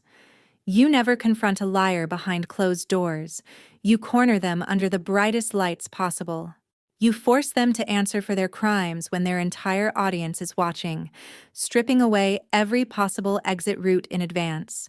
If I break off the engagement quietly, Connor will control the entire narrative. He'll play the devastated, heartbroken gentleman. He'll tell his social circles that I was too demanding, or that the pressure of my family's expectations drove us apart. Your mother will spin some tragic story about how her perfect son was mistreated by a cold, calculating corporate lawyer. They'll paint themselves as the victims and quietly continue hunting for their next wealthy target. They will absolutely play the victim, I confirmed, knowing my mother's tactics better than almost anyone alive. Brenda will host a catered pity party by the end of the week. She'll use the breakup to garner sympathy from everyone at her country club. She thrives on manipulating public perception. It's practically her only real skill. Jasmine stopped pacing. She stood at the edge of the mahogany table, looking down at the manila folder containing the forensic evidence of my family's financial ruin. When she looked back up at me, the transformation was complete. The grieving fiancé was entirely gone. The ruthless Vanguard legal counsel had fully, permanently taken the reins. I am not going to let them control the narrative, Jasmine declared, her voice cold, flat, and absolute. I am not going to quietly step aside and let a con artist walk away with his reputation still intact. Connor tried to scam a family that fought through hell to reach the top. He thought I was an easy mark. She picked up the manila folder, holding the weight of my brother's coming destruction steadily in her hands. I refused to just walk away, Jasmine said, leaning over the table so our faces were only inches apart, her dark eyes burning with an unforgiving, spectacular fire. We are not doing this quietly, Riley. We need to burn his house of cards to the ground, publicly, completely, and without mercy. I smiled at her fierce declaration, a public execution. It was exactly the kind of ruthless, inescapable justice my family had earned for themselves, many times over. Jasmine pulled her leather chair back and sat down, placing the dossier flat on the polished mahogany table and smoothing her manicured hands over its heavy cardboard cover, her brilliant legal mind already organizing the brutal logistics of the ambush to come. This Saturday evening, my family is hosting the annual City Hope Gala, Jasmine said, her dark eyes locking onto mine with absolute predatory focus. It's the most exclusive philanthropic event of the season in Chicago. Governors, tech billionaires, and the most powerful real estate moguls in the country will all be in attendance. The media coverage is always extensive. Connor has been practically hyperventilating with excitement about it for a month. He bought a custom tuxedo on a brand new line of credit, no doubt. Brenda and Richard are flying in tomorrow, treating this entire charity event like their official coronation into high society. They genuinely believe they're about to be formally introduced to the elite inner circle as my future in-laws. I could picture the pathetic scene perfectly in my mind already. Brenda had probably spent the last 3 weeks practicing her fake aristocratic laugh in the mirror, rehearsing fabricated, grandiose stories about my father's entirely non-existent business triumphs. Connor would be busy working the ballroom floor all night, desperately trying to secure phantom investments for imaginary portfolios, just to scrape together enough to pay the crushing interest on his gambling debts. They genuinely thought they had finally made it to the top of the food chain. They had absolutely no idea they were walking straight into a slaughterhouse of their own making. "I want you there," Jasmine stated, reaching into her sleek designer briefcase and sliding a heavy matte black metal card across the mahogany table toward me. "That's a platinum access pass. You're coming as my personal VIP guest. You'll be seated at the head table, alongside my parents and the mayor of the city. When Connor and your mother walk into that grand ballroom expecting to be treated like royalty, I want them to look up and see the daughter they threw away like trash sitting at the absolute pinnacle of the room." I picked up the heavy metal access pass, feeling its cool weight settle into my palm. The personal vengeance was going to be spectacular, no question. But we were both women who ultimately dealt in concrete assets and hard corporate leverage. We needed to solidify the professional foundation of this newly forged partnership before the night was through. "The public destruction of my brother is a fantastic appetizer," I said, setting the metal pass down carefully on the table. "But let's talk about the main course." Vanguard Holdings requires a waste management infrastructure capable of handling a $2 billion development project without a single operational flaw. Your family cannot afford a liability sitting on the back end of this massive eco-project. You need a partner with absolute financial solvency, transparent accounting, and ruthless operational control from day one. Jasmine leaned forward, her corporate persona re-engaging seamlessly, snapping back into place like a well-worn glove.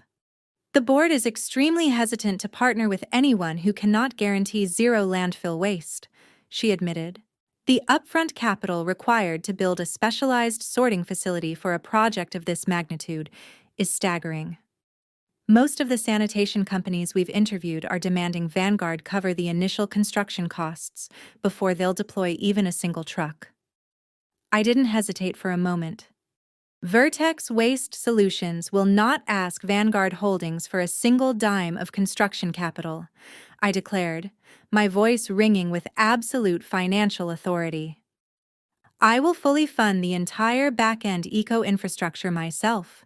We will build a dedicated, state-of-the-art recycling facility exclusively for your mega project. I have the liquid capital to underwrite the development immediately, without delay. In exchange, Vertex secures the exclusive, binding 50-year operational contract for all Vanguard properties going forward." Jasmine stared at me, rapidly calculating the sheer financial weight of the offer I had just casually placed on the table between us. I was bringing tens of millions of dollars in liquid capital to the negotiation without so much as blinking. It was the ultimate display of corporate dominance. I was solving her massive logistical headache in a single stroke, proving unequivocally that the woman in the high-visibility vest was, in fact, a heavy-hitting industry titan. I stood in stark, deliberate contrast to her fiancé, a man who'd had to beg his elderly parents for brunch money just days earlier. "You have yourself a deal, Riley," Jasmine said, a genuine, terrifying smile finally breaking fully across her face. "My father is going to absolutely love you. We'll have the preliminary contracts drafted and ready for review by Monday morning. But first, we have a gala to crash." We stood and shook hands firmly across the mahogany table, sealing an alliance that would generate hundreds of millions of dollars, while simultaneously destroying the toxic people who had so carelessly tried to play us both. Jasmine left the penthouse shortly after, heading back to her own corporate office to begin preparing the legal slaughter of her fiancé in earnest. I had my own preparations to handle. If I was going to sit at the head table of the most elite gala in the city, I couldn't simply look successful. I needed to look like a woman who owned the entire skyline outright. I left the office early and directed my private driver to the most exclusive, appointment-only boutique in the luxury retail district. The moment I walked through the heavy glass doors, The boutique manager rushed over, recognizing my name instantly from my platinum corporate account. I told her I didn't want something safe, modest, or understated. I wanted a dress that would stop the entire room cold. I wanted an outfit that would make my mother physically ill with jealousy the very second she laid eyes on me. After 2 hours of private fittings and relentless, precise tailoring, I found the ultimate weapon. It was a breathtaking, custom-fitted haute couture gown in a deep, striking emerald green. The fabric was spun silk that caught the light like liquid glass, shimmering with every single step I took. The architectural lines of the dress were sharp, commanding, and unapologetically fierce. It paired perfectly with a diamond collar necklace I'd purchased years earlier to celebrate closing my very first major municipal contract. The total cost of the gown alone was a staggering $15,000. I handed the boutique manager my black card without a single second of hesitation. It was worth every last penny to ensure my family truly, fully recognized the catastrophic mistake they had made in trying to erase me. I stood in front of the massive trifold mirror in the boutique, studying my own reflection from every possible angle. The grime and grease of the recycling plant were entirely, completely gone. The discarded, unwanted daughter they had banned from a birthday dinner was dead and buried. The woman looking back at me now was an untouchable corporate queen, armored in $15,000 of silk, holding all the power required to completely obliterate her family's toxic illusions once and for all. The stage was perfectly set. The trap was locked. Saturday night was fast approaching, and the ultimate collision was finally here. Saturday night arrived with a chilling, electric anticipation humming just beneath the surface. The grand ballroom of the city's historical society building had been transformed into an absolute masterpiece of elite opulence. Massive crystal chandeliers cascaded down from the vaulted ceilings, casting a brilliant, warm glow over the hundreds of attendees milling below. Waiters in immaculate white tailcoats glided seamlessly across the polished marble floors, carrying heavy silver trays loaded with crystal flutes of vintage champagne and delicate caviar hors d'oeuvres. This was the highly exclusive City Hope Gala, the absolute epicenter of high society power and wealth in all of Chicago. Standing near a towering ice sculpture in the center of the room, completely oblivious to their impending doom, were Brenda, Richard, and Connor. They looked, at a glance, like a picture-perfect aristocratic family, but the entire display was a fragile, pathetic illusion, barely holding together at the seams. Brenda wore a heavily beaded silver gown that looked expensive from a distance but was almost certainly a weekend rental. Richard stood rigidly in a stiff, outdated tuxedo, holding his champagne glass like nothing more than a stage prop he didn't quite know how to use. Connor was playing the role of the wealthy, sophisticated fiancé with sickening, transparent enthusiasm. He wore a custom velvet dinner jacket he had definitely purchased on some new high-interest credit line. His hair was slicked back, and he flashed his charming, practiced smile at anyone in the room wearing expensive jewelry. They were putting on the performance of a lifetime, fully committed. Brenda laughed loudly, tossing her head back as she chatted animatedly with a cluster of local politicians and wealthy socialites, actively name-dropping restaurants she'd never once eaten at, and charity boards she'd never actually been invited to join. She genuinely believed she had fooled the entire room. She thought her son's impending marriage to a billionaire real estate heiress had instantly elevated her from a middle-class suburban housewife into a bona fide high-society matriarch overnight. Connor, meanwhile, was busy cornering his future father-in-law near the main bar. David stood tall and imposing, a brilliant, self-made real estate mogul who commanded the entire room with an effortless, quiet authority that needed no volume to be felt. Beside him stood his wife, Patricia, looking absolutely regal in a flowing sapphire blue evening gown. David and Patricia had fought through decades of ruthless systemic barriers to build a billion-dollar dynasty from the ground up, brick by brick. They were the very definition of elite, uncompromising power, earned rather than inherited. Connor leaned in, holding his drink with a relaxed, arrogant grip, aggressively pitching a phantom investment portfolio to David as though the billionaire were nothing more than an easy target. "The offshore markets are showing incredible yields this quarter, David," Connor lied smoothly, his voice dripping with fake expertise. "My firm is heavily prioritizing emerging tech sectors right now. I actually have a highly exclusive private equity fund opening up next week. It usually requires a massive minimum buy-in, but since we're practically family now, I could easily secure you a priority position with Vanguard Holdings. It would be a mutually beneficial arrangement for everyone involved." David took a slow, measured sip of his premium bourbon. He didn't smile. He didn't eagerly ask for the fund's prospectus.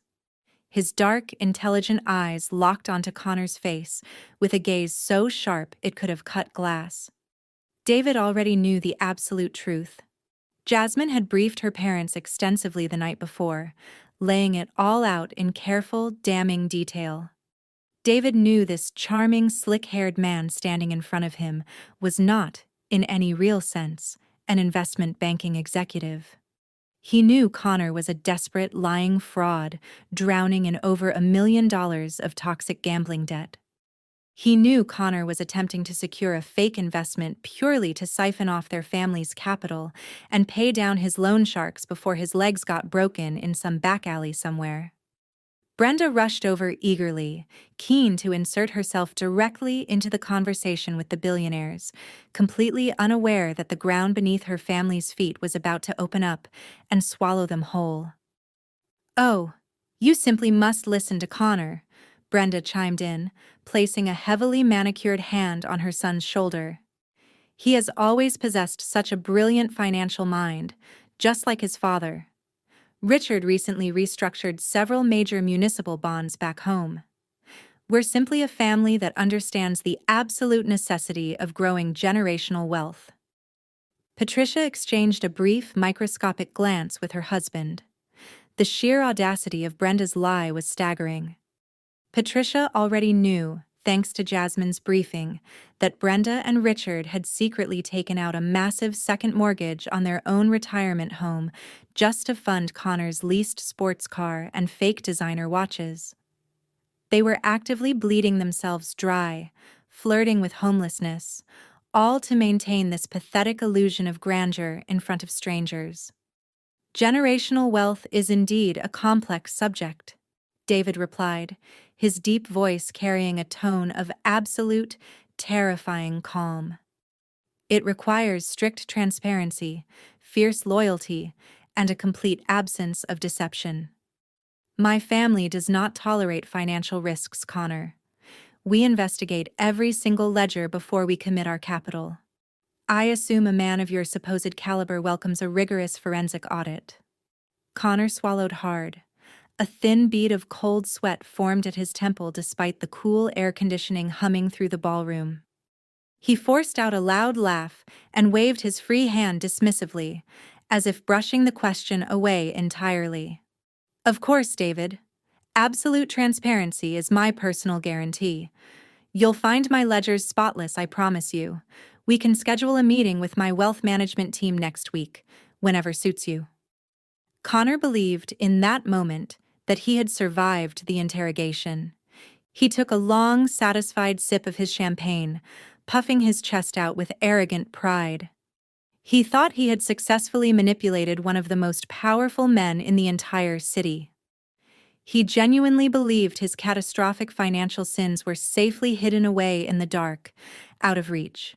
He thought his ultimate victory and his massive financial bailout were only hours away now. But Connor's miserable illusion was about to be shattered into 1,000,000 pieces in front of hundreds of witnesses. The gentle hum of classical music and wealthy chatter suddenly faltered. The string quartet playing on the elevated stage abruptly stopped mid-note, their bows hovering awkwardly over their instruments.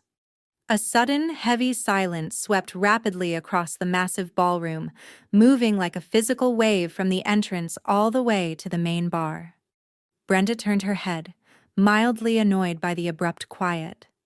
Connor frowned, glancing curiously toward the grand foyer. The massive, heavy oak doors at the grand entrance of the ballroom swung wide open. The room went completely, terrifyingly silent. I stepped across the threshold, letting the heavy oak doors close softly behind me. The silence in the grand ballroom was absolute and electrifying. Hundreds of the most powerful politicians, tech billionaires, and real estate moguls in Chicago turned their heads in unison, and every one of them was looking at me. I did not wear a neon yellow safety vest. I did not carry the faint scent of diesel exhaust or commercial refuse. I wore the $15,000 custom haute couture gown. The deep emerald spun silk clung to my frame with architectural perfection, catching the brilliant light of the cascading crystal chandeliers overhead. The fabric flowed around my legs like liquid glass with every measured, predatory step I took. Around my neck rested the heavy, flawless diamond collar, flashing with a cold, blinding fire. I held my head high, projecting the unmistakable, untouchable aura of a woman who owned the entire skyline outside those windows.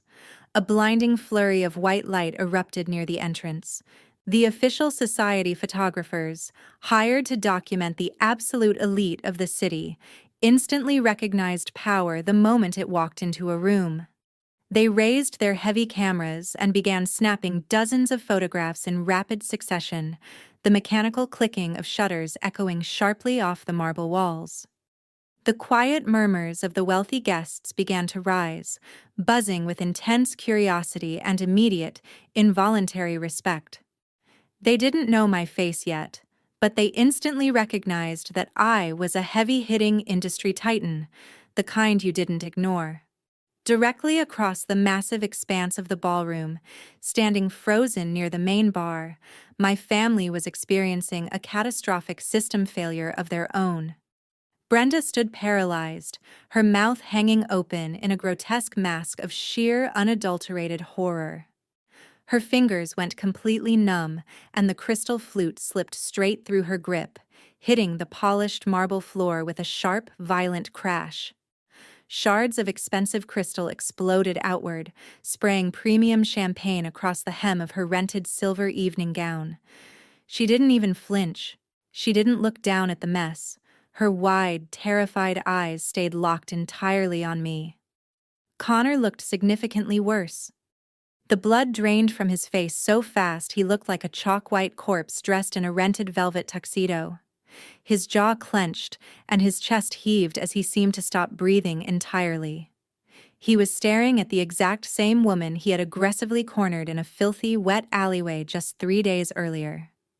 He was looking at the woman he had violently bribed with a crumpled $100 bill. His desperate, fraudulent brain struggled to process the impossible reality now standing in front of him. The City Hope Gala possessed some of the most ruthless, uncompromising security protocols in the entire state. Guests required heavily vetted platinum access passes, extensive background checks, and strict biometric scans just to make it past the outer gates. You could not bribe your way into this ballroom. You could not sneak in through a side door. You certainly could not wear a $15,000 custom silk gown and a diamond collar on a sanitation worker's salary. Connor realized in a single fraction of a second that I hadn't crashed the party. I had been officially invited. And if I'd been invited to the most exclusive philanthropic event of the year, it meant his entire narrative about my pathetic, impoverished existence was a massive, fatal lie. It meant the sister he had discarded was operating on a financial level he couldn't even begin to comprehend. I stood at the top of the short, sweeping marble staircase that connected the grand foyer to the main ballroom floor. I didn't look at my panicked mother or my terrified brother. My gaze swept right past their trembling figures and locked directly onto the VIP table at the center of the room. Jasmine stood beside her powerful parents, looking absolutely spectacular. When our eyes met across the sea of elite guests, a sharp, predatory smile broke across her face. She gave me a single, microscopic nod of approval. The execution was officially underway. I placed my hand on the polished brass railing and took my first step down the marble staircase. The movement broke the spell paralyzing my family, and pure, primal panic instantly overrode whatever shock had held them in place. Connor understood, in a flash, that if I walked down those stairs and mingled freely with the elite guests, I would inevitably speak with Jasmine. I would inevitably speak with her billionaire father, David, the very man Connor had just finished feeding a mountain of financial lies. If I reached that main floor, his entire illusion of old money wealth would be incinerated on the spot, in full view of everyone who mattered. Connor violently grabbed Brenda by the elbow. He didn't bother excusing himself to David or Patricia. He simply abandoned the billionaires mid-conversation, without a single word of explanation, practically dragging my mother away from the main bar. They moved with desperate, frantic speed, weaving aggressively through the crowd of wealthy patrons, bumping hard into a waiter carrying a tray of hors d'oeuvres, and nearly knocking him flat, without stopping to apologize, even once. They were running purely on the terrifying adrenaline of a cornered animal that senses the trap closing. I reached the bottom of the marble staircase and stepped onto the plush carpet of the foyer. The grand archway leading directly into the heart of the ballroom sat only 20 feet away. Before I could take another step toward the brilliant lights of the main floor, two frantic figures lunged out from behind a towering floral arrangement. Connor and Brenda threw themselves directly into my path, standing shoulder to shoulder, using their own bodies to form a desperate physical barricade across the width of the marble archway. Connor was breathing heavily, his chest heaving beneath his rented tuxedo, while Brenda stared at me with wide, manic eyes, completely blocking my entry into the ballroom. Her manicured hand shot out like a striking snake, fingers clamping down viciously on my bare forearm, her acrylic nails digging into my skin with desperate, bruising force. I didn't flinch. I didn't pull away. I simply looked down at her hand, ruining the perfect drape of my $15,000 silk sleeve, then raised my eyes slowly to meet her terrified, furious gaze. "What are you doing here?" Brenda hissed, her voice a frantic, venomous whisper designed to stay well under the radar of the wealthy guests, mingling just feet away in the grand foyer. She pulled me roughly toward the shadows of a massive, cascading floral arrangement, desperately trying to hide me from the elite crowd milling nearby. "Where did you steal this dress? Did you break into a boutique? Did you sleep with a bouncer at the service entrance just to sneak in here? You're going to ruin everything." Her breath smelled of stale champagne and absolute panic. She looked me up and down, her eyes darting frantically from the architectural lines of my custom gown to the heavy diamond collar resting against my collarbone. She was frantically trying to process how the daughter she'd banished to the slums was suddenly, impossibly dripping in high society wealth. Her brain refused outright to accept the reality standing directly in front of her. To Brenda, I was still, and would always be, the filthy garbage collector. The only logical explanation her toxic classist mind could conjure was grand larceny, or something worse. She genuinely believed I was a criminal before she would ever believe I was simply a success. I didn't yell. I didn't justify my presence or attempt to explain my net worth to her on the spot. I simply waited as a waiter in a crisp white tailcoat passed by our little standoff, carrying a heavy silver tray. I smoothly reached out with my free hand and lifted a crystal glass of sparkling water from the tray. I took a slow, deliberate sip, letting the cold carbonation fizz gently against my tongue, while my mother continued to dig her nails into my arm without letting go. "Remove your hand from my arm, Brenda," I said, my voice dropping to a dangerous, icy register that sent a visible shiver down her spine. If you snag this silk, the repair bill alone will cost more than the second mortgage you secretly took out on your retirement home." Brenda gasped, snatching her hand back as if my skin had suddenly caught fire. The explicit mention of her secret, fraudulent mortgage hit her like a physical blow to the chest. She staggered back a half step, bumping directly into Connor. The color drained entirely from her face, leaving her foundation looking like a pale, cracked mask over nothing at all. She realized, in that instant, that I knew exactly how broke they truly were, down to the last dollar. Connor was sweating profusely now. The collar of his rented velvet tuxedo looked damp and deeply uncomfortable against his neck.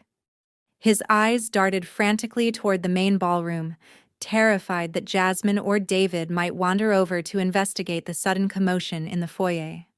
He stepped in front of Brenda, puffing his chest out in a pathetic attempt to physically intimidate me, trying desperately to project the authority of a wealthy investment banker, but succeeding only in looking like a desperate, cornered animal backed against a wall.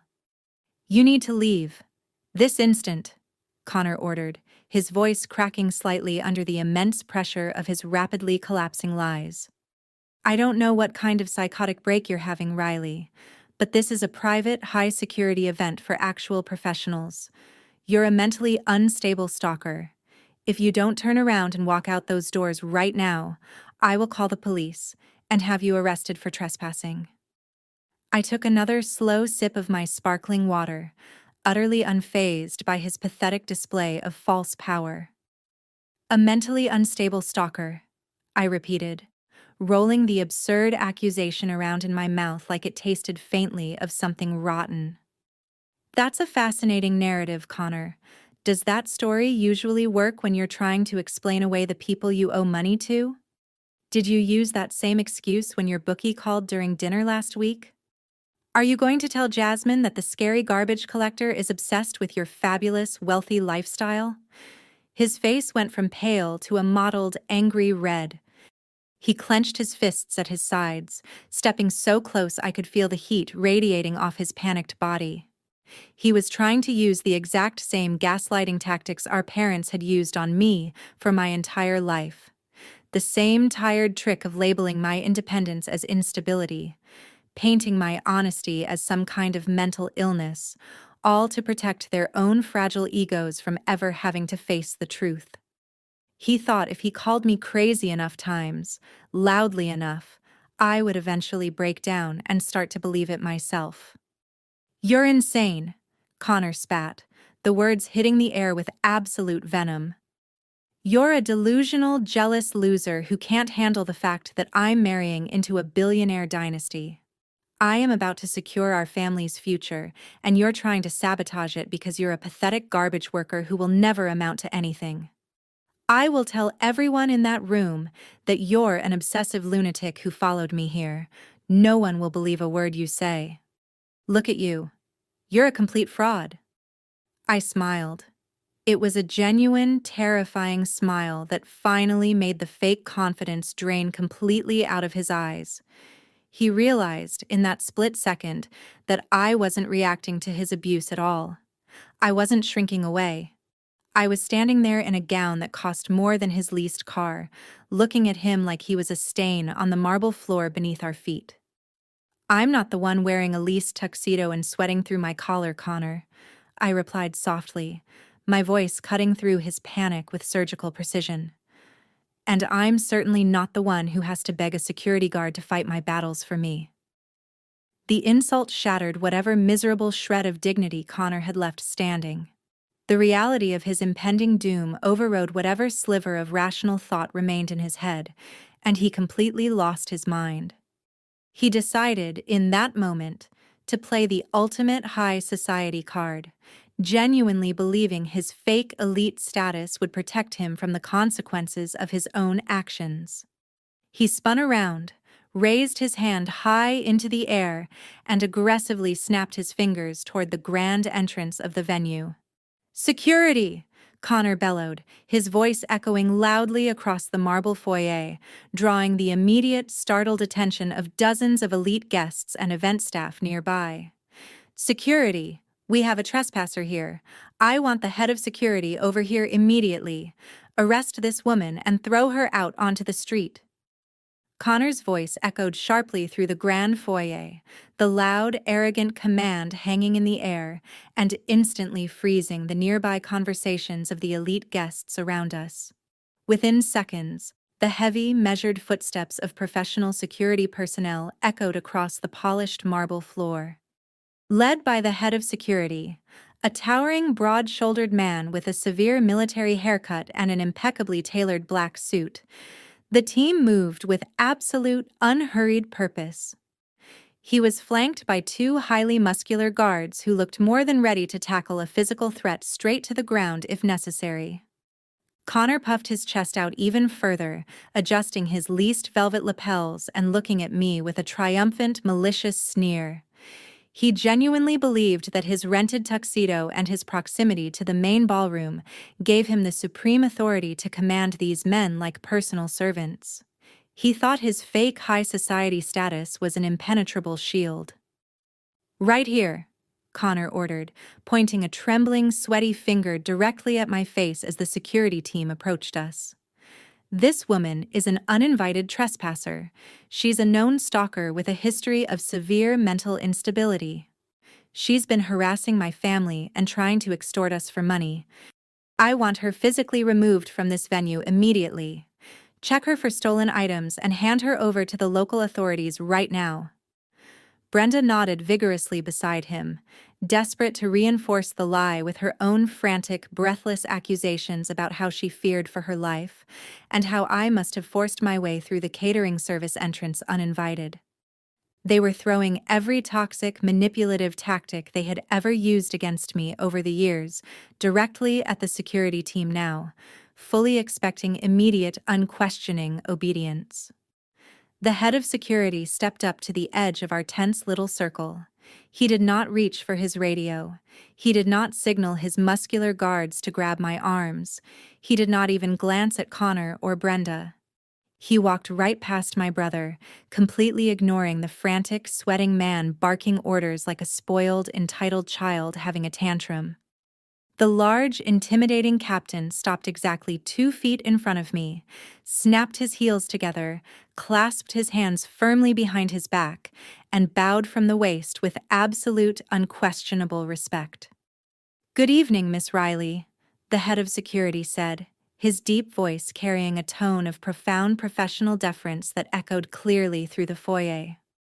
"Welcome to the City Hope Gala. We were informed of your arrival at the VIP entrance. Is everything to your satisfaction tonight? Or is this man harassing you?" The color didn't just drain from Connor's face. His entire physical structure seemed to collapse inward on itself. His jaw went slack, dropping open so wide it looked practically unhinged. Brenda let out a pathetic, high-pitched squeak, taking a stumbling step backward until her spine hit the edge of a massive marble pillar behind her.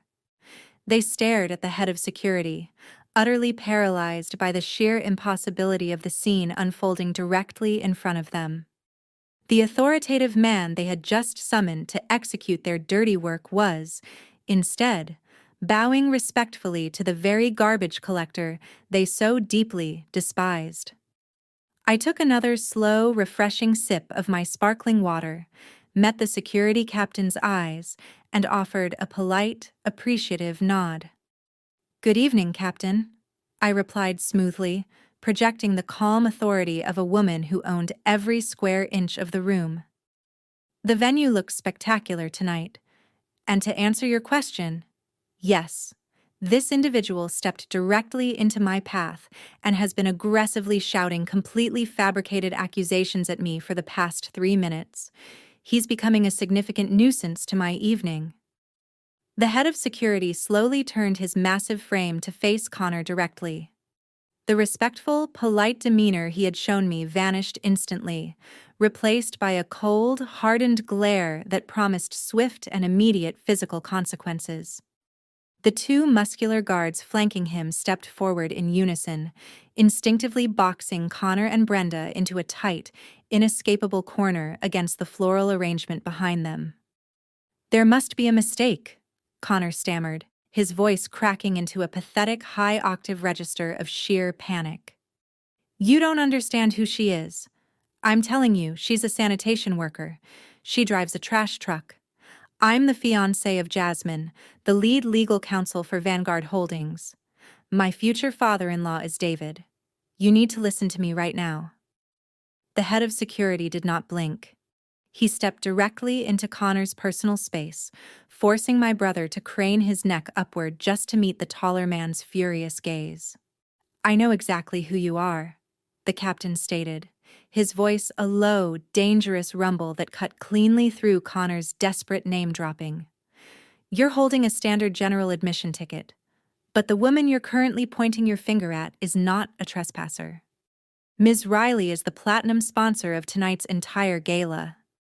The captain let those words hang heavily in the air, allowing the sheer magnitude of my financial dominance to slowly crush what remained of Connor's fragile, rented illusion. "She single-handedly underwrote the operational costs of this entire charity event," the captain continued, his tone absolutely merciless. "Her corporation provided the funding that paid for this venue, the catering, and the very security detail you just tried to order around like a fool. She is the highest-ranking VIP in this building tonight. She practically owns the floor you're standing on right now." Brenda covered her mouth with both hands, letting out a muffled, horrified sob. Connor looked like a man who had just been shoved out of an airplane without a parachute. His chest heaved rapidly, but he couldn't seem to draw enough oxygen into his lungs. The reality of his impending doom was actively suffocating him. He realized, all at once, that the sister he had kicked to the curb was the primary benefactor of the exact elite society he was so desperately trying to scam his way into. The head of security leaned in closer to Connor, his voice dropping to a harsh, lethal whisper that still carried absolute authority. "Step away from her right now, or I will have your general admission credentials permanently revoked. I will have my men drag you out the service doors myself and toss you onto the street. Do I make myself perfectly clear?" Connor and Brenda stood completely frozen, looking exactly like they had just seen a ghost, completely trapped and paralyzed by the devastating, unstoppable power of the daughter they had so casually thrown away. Connor stepped back, his chest caving inward as if all the oxygen had suddenly been sucked out of the grand foyer. Brenda plastered herself flat against the cold marble pillar, her breathing shallow and erratic. "I didn't offer them a parting insult. I didn't gloat. True power never needs to explain itself twice. I simply gave the security captain a polite nod of gratitude and stepped right between my paralyzed mother and my terrified brother." The heavy emerald silk of my custom gown brushed against Connor's cheap velvet tuxedo as I glided past him, and he flinched, as though the fabric itself had burned him. I walked straight through the towering oak doors and officially entered the main ballroom. The atmosphere inside was electric. A string quartet played a sophisticated symphony over the low hum of wealthy patrons networking and quietly securing backroom deals. The elite crowd naturally parted for me, their eyes drawn immediately to the blinding flash of the diamond collar at my neck and the absolute confidence radiating from my posture. I wasn't sneaking in through some service elevator. I was parting the sea of high society like visiting royalty, and every gaze in the room followed my path across the floor.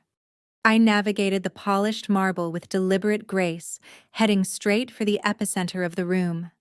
The head table sat elevated on a tiered platform right beneath the largest crystal chandelier, the absolute throne of the City Hope Gala, reserved strictly for the highest-ranking dignitaries, the mayor, and the ultimate financial benefactors of the evening.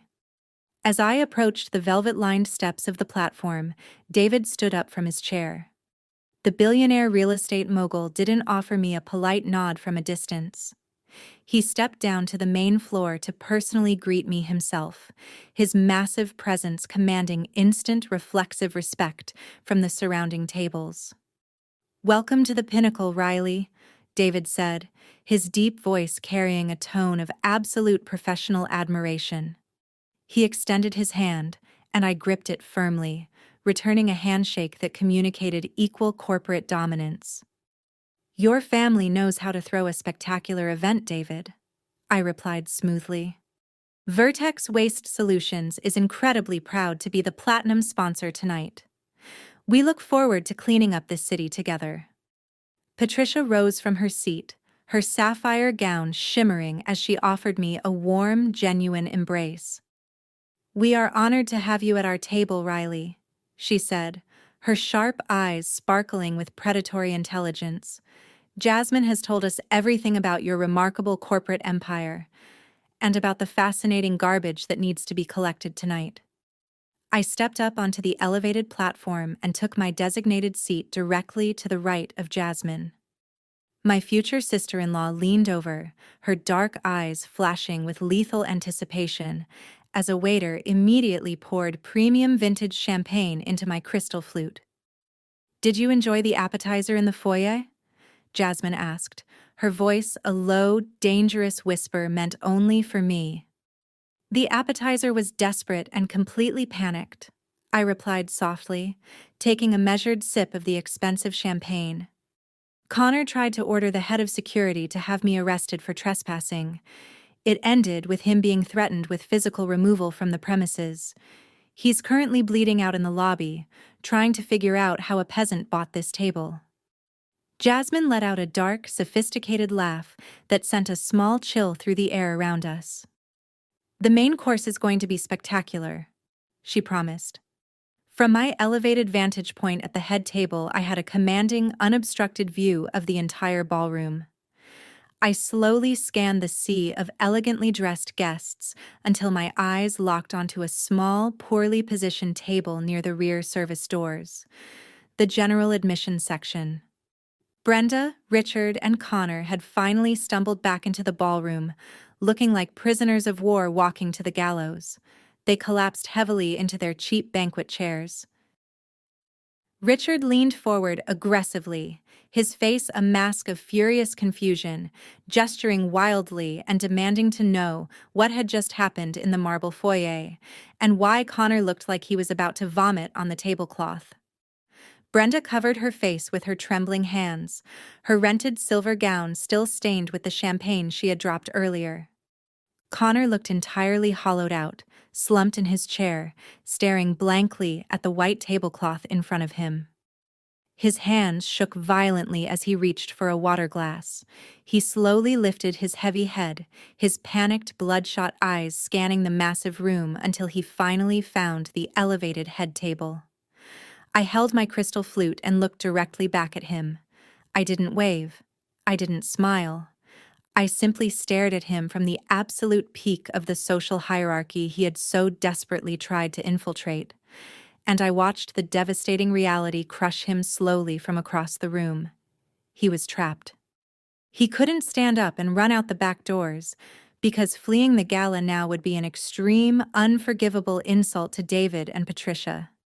If he ran, the fraudulent investment pitch he'd just delivered to the billionaire would instantly implode, and his last desperate chance at a financial bailout would vanish along with it. But staying in the ballroom meant sitting in silent, agonizing terror, wondering exactly how much Jasmine actually knew and how much worse it was still going to get. He was paralyzed in a cage entirely of his own making, forced to watch the sister he'd discarded sit shoulder to shoulder with the elite dynasty he was actively trying to scam. Brenda slowly lowered her shaking hands from her face. She looked up, following Connor's terrified gaze, and finally spotted me, sitting on the platform.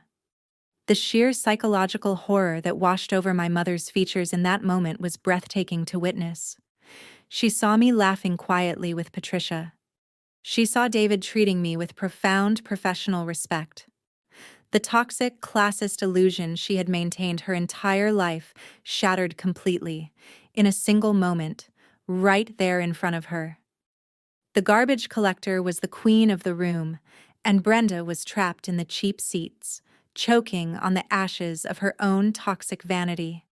The ambient noise of the grand ballroom suddenly shifted. The string quartet smoothly brought their symphony to a graceful halt. The waiters quickly cleared the last of the dessert plates, stepping back silently into the shadows of the service corridors. The massive crystal chandeliers above us began to dim, casting the surrounding tables into a moody, dramatic shadow. A single brilliant white spotlight pierced the darkness, illuminating the grand stage positioned right beside our elevated platform. The ambient chatter of the wealthy elite died down into an expectant, breathless silence. The execution hour had officially arrived. Jasmine pushed her chair back and stood, smoothing the front of her crimson suit jacket with absolute terrifying calm. She didn't look back at Connor's table. She kept her eyes locked dead ahead as she stepped off the VIP platform and walked methodically up the carpeted stairs to the center of the grand stage. She stepped up to the silver microphone, the bright spotlight reflecting fiercely off the diamonds glittering on her wrists. The room was dead quiet. Jasmine tapped her manicured fingernail against the silver mesh of the microphone. The sharp, amplified sound echoed like a gunshot through the cavernous ballroom, demanding absolute attention from every corner of the room. The elite guests settled into their seats, faces turned upward with polite, wealthy expectation. They anticipated a standard philanthropic keynote, a gracious speech about urban development, community investment, and charitable milestones. They had absolutely no idea they were about to serve as the jury for a very public execution. "Good evening, distinguished guests," Jasmine began, her voice smooth, cultured, resonating with the effortless authority she'd inherited directly from her parents. "Thank you for joining us at the City Hope Gala. Tonight, we are here to celebrate the future of Chicago. We are here to discuss sustainable growth, community investment, and the massive $2 billion eco-development project Vanguard Holdings is officially launching this quarter." A polite wave of applause rippled through the ballroom. At the back table, I could see Connor desperately trying to force a supportive smile, his hands still shaking violently in his lap. Brenda sat rigidly beside him, completely paralyzed by the terrifying proximity of her own lies finally catching up with her. Jasmine let the applause fade into a heavy, expectant silence. She placed both hands flat on the wooden podium. When she spoke again, the warm, hospitable tone had completely vanished, replaced by a lethal, razor-sharp register that instantly dropped the temperature in the room several degrees. "Building a future requires a foundation of absolute, uncompromising truth," Jasmine stated, her dark eyes slowly scanning the crowd, projecting a fierce intensity that made several powerful executives sit up straighter in their chairs without quite knowing why. "Vanguard Holdings was built by my father and mother on the principles of transparency and grit. They taught me that you cannot construct a lasting empire on rented land, and you certainly cannot build a partnership with a liar." The ballroom grew unnervingly quiet. The wealthy patrons exchanged confused, microscopic glances with one another. This was not the standard charity script they had all sat through 100 times before. The shift in tone was palpable, aggressive, and unmistakably personal. "For our upcoming mega project, Vanguard required an exclusive waste management partner," Jasmine continued, her words precise and measured, each one landing like a small hammer. "We needed a visionary. We needed a corporate leader who possessed the liquid capital to underwrite a state-of-the-art recycling facility without asking us for a single dime of upfront funding. We needed someone who built their empire with their own two hands, someone who understands the true value of honest, grueling labor." Jasmine turned her head slightly, directing her piercing gaze right toward the elevated head table. "I am thrilled to announce that we have found that partner," Jasmine declared, her voice rising with fierce, unapologetic pride. "She is a self-made eco-millionaire. She is the founder and chief executive officer of Vertex Waste Solutions. She commands a massive commercial fleet that keeps this very city running, and her enterprise generated $85 million in revenue just last quarter alone. Please direct your attention to the head table and join me in welcoming my VIP guest, Riley. A secondary, blinding white spotlight snapped on, the beam cutting through the dark ballroom and hitting me directly. The light caught the deep emerald silk of my haute couture gown and ignited the heavy diamond collar around my neck into a blaze of cold fire. I remained seated, offering a slow, powerful nod to the crowd. A loud, unified murmur of profound respect swept across the room. Billionaires and politicians raised their crystal flutes in my direction, utterly captivated by the sudden revelation of a new, heavy-hitting industry titan in their midst. Jasmine waited for the wave of admiration to crest before leaning back into the microphone. She was holding a lethal weapon now, and it was finally time to pull the trigger. "Riley is a remarkable titan of industry," Jasmine said, her voice slicing cleanly through the applause and bringing the room back to a dead, breathless silence. "But I did not invite her here tonight solely to celebrate our new corporate alliance. I invited her here to honor her incredible grace under fire. You see, Riley is also the exact same woman that my so-called fiancé aggressively cornered in a commercial alleyway just 3 days ago." The silence in the ballroom shattered instantly. A collective, audible gasp echoed off the marble walls. Hundreds of wealthy guests stiffened in their chairs, their eyes darting rapidly from the stage back to me. Jasmine gripped the edges of the podium, her eyes locking onto the cheap tables at the back of the room like a sniper finding her target. "My former fiancée walked up to this brilliant, self-made CEO while she was inspecting her own commercial fleet," Jasmine announced, her voice dripping with absolute, unfiltered disgust. "He shoved a crumpled $100 bill into her chest. He ordered her to take her garbage truck and hide in the shadows. He looked at a woman who owns a $300 million corporation, and he explicitly referred to her as a disgusting, homeless peasant." The wealthy crowd murmured in shock and outrage. The elite class despised many things in life, but they absolutely, viscerally loathed a foolish man who publicly humiliated a powerful peer without realizing it. "And do you want to know why he did it?" Jasmine asked, her voice echoing like a judge handing down a fatal sentence. "He didn't do it because he was confused. He did it to protect a fragile, pathetic, rented illusion of wealth. He tried to hide her from me because Riley is not just the CEO of Vertex Waste Solutions.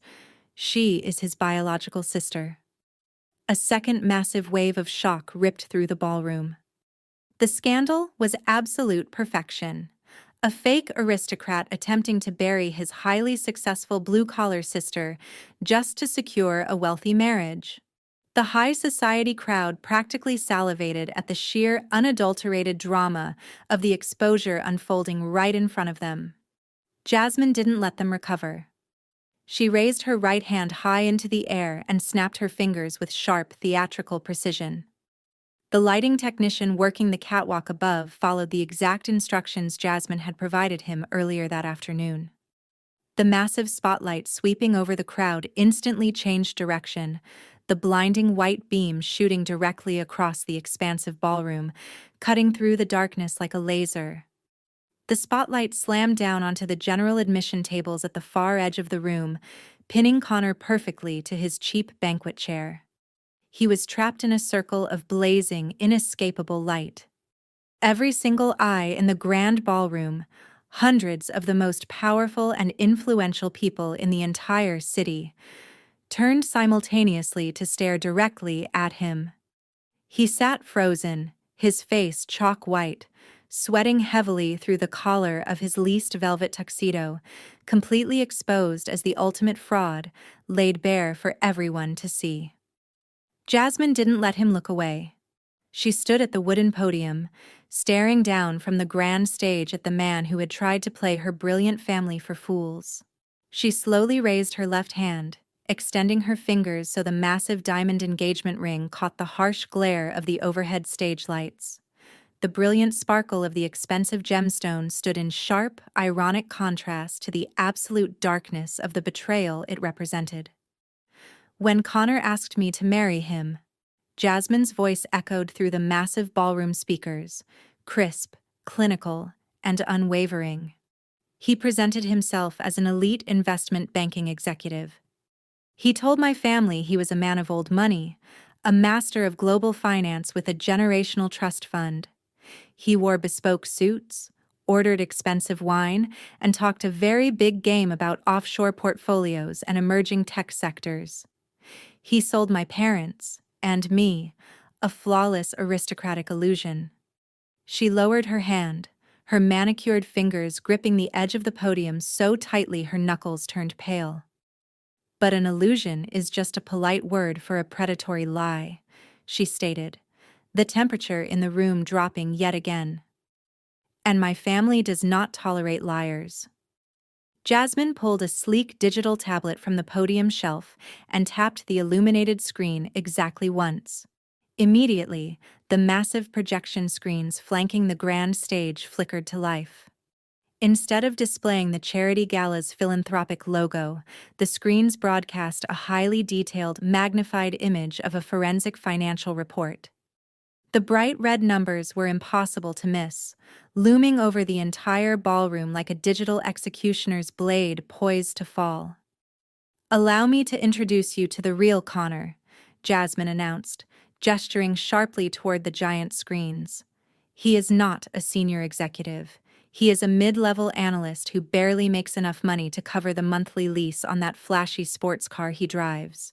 What you are looking at on these screens is a catastrophic trail of absolute financial ruin.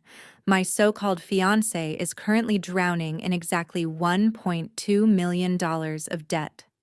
A heavy wave of revulsion swept through the ballroom. The elite guests, people who had spent their entire lives building and fiercely protecting vast corporate fortunes, stared at the screens in utter disgust. The wealthy politicians and real estate tycoons began to whisper among themselves, their voices carrying a sharp, condemning judgment that needed no volume to land.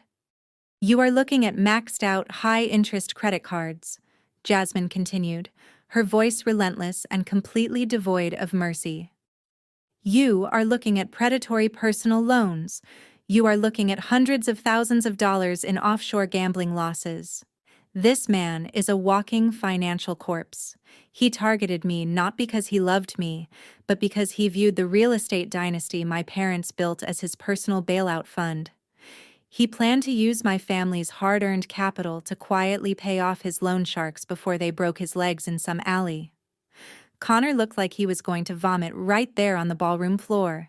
He gripped the edge of his cheap banquet table, his knuckles turning white as he tried desperately to anchor himself to a reality that was rapidly disintegrating into ash all around him.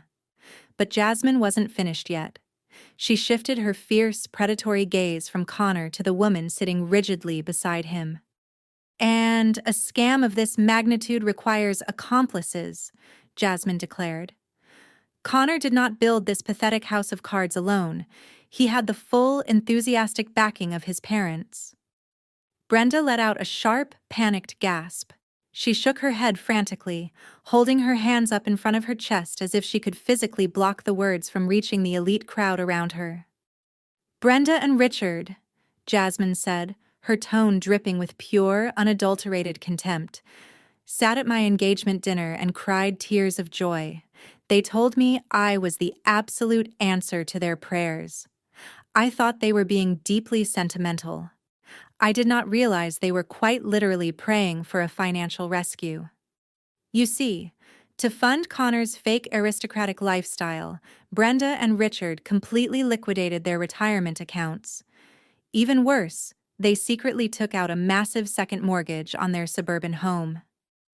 The crowd gasped again. This was the ultimate taboo in high society. The desperate, pathetic reality of people sacrificing absolutely everything just to pretend they belonged somewhere they never truly did. They funneled every single dime of their remaining equity into Connor's checking account, Jasmine said.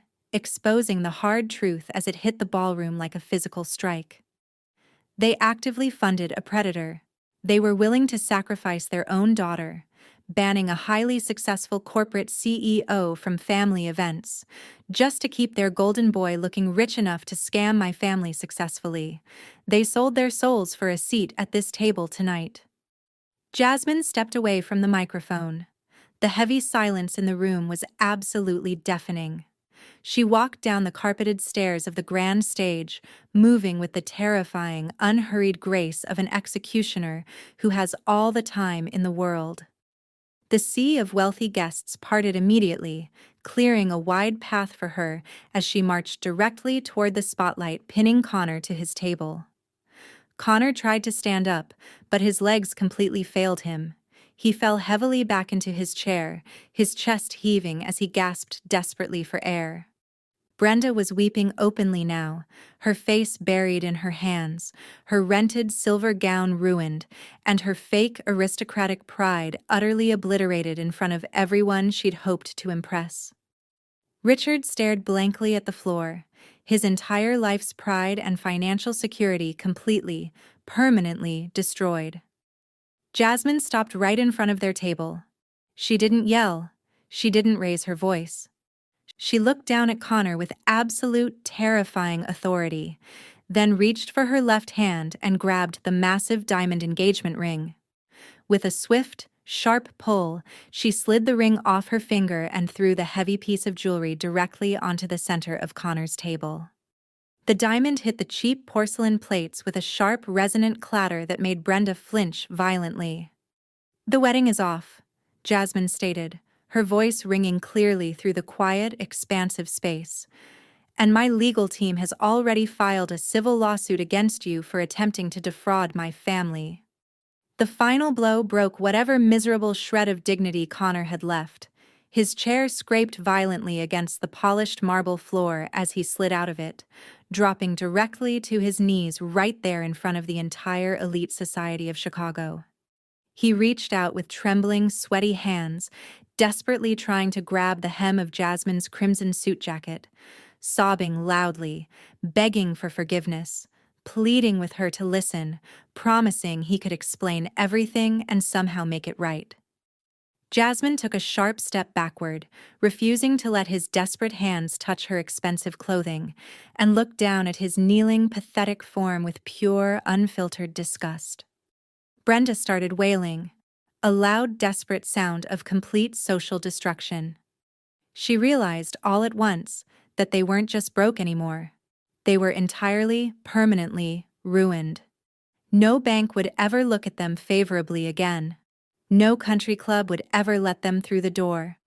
The elite crowd surrounding them did not offer a single ounce of sympathy. The billionaires, mayors, and industry titans stared down at the kneeling man and the wailing mother with absolute, icy contempt. They looked at them exactly like trash that needed to be swiftly, quietly swept away and forgotten. Jasmine turned her back on the pathetic display. She looked across the expansive ballroom, her dark eyes finding the elevated head table where I sat, perfectly poised in my emerald gown. She looked directly at me. "Riley," Jasmine called out, her strong voice carrying easily over the sound of Connor's sobbing and Brenda's wailing. "Please join me on the stage. We have a city to build." I stood up from the elevated platform. The heavy emerald silk of my custom gown swept perfectly across the plush carpet as I descended the velvet-lined stairs. The sea of billionaires, mayors, and industry titans parted for me once again, but this time the atmosphere was completely different. They were no longer just looking at a successful corporate sponsor. They were looking at an executioner walking calmly to the block. I moved with absolute, unhurried precision. Every step I took echoed with the weight of 33 years spent being pushed aside, minimized, and treated like an embarrassing secret best kept out of sight. I reached the center of the grand stage where Jasmine stood waiting. She stepped back, offering me the center position and the silver microphone with a look of profound sisterly solidarity. I took my place behind the wooden podium, and the blinding spotlight shifted, expanding slightly to capture both of us in its brilliant glare. I looked out over the massive ballroom. Hundreds of the most powerful people in Chicago hung on my every breath, but my eyes bypassed the elite crowd entirely and locked directly onto the pathetic display still happening at the back table. Connor was still on his knees on the cold marble floor, his designer velvet tuxedo crumpled and soaked through with his own desperate sweat. He was gasping for air, absolutely shattered by the reality that his multi-million-dollar scam had finally, completely collapsed. Brenda was slumped in her cheap banquet chair, her face buried in her hands, her shoulders heaving with loud, ugly sobs. Her entire social climbing existence had been incinerated in less than 10 minutes, in front of the exact people she'd hoped would finally accept her. Richard stood rigidly beside her, staring blankly at the floor. His retirement was gone. His house was leveraged to the breaking point.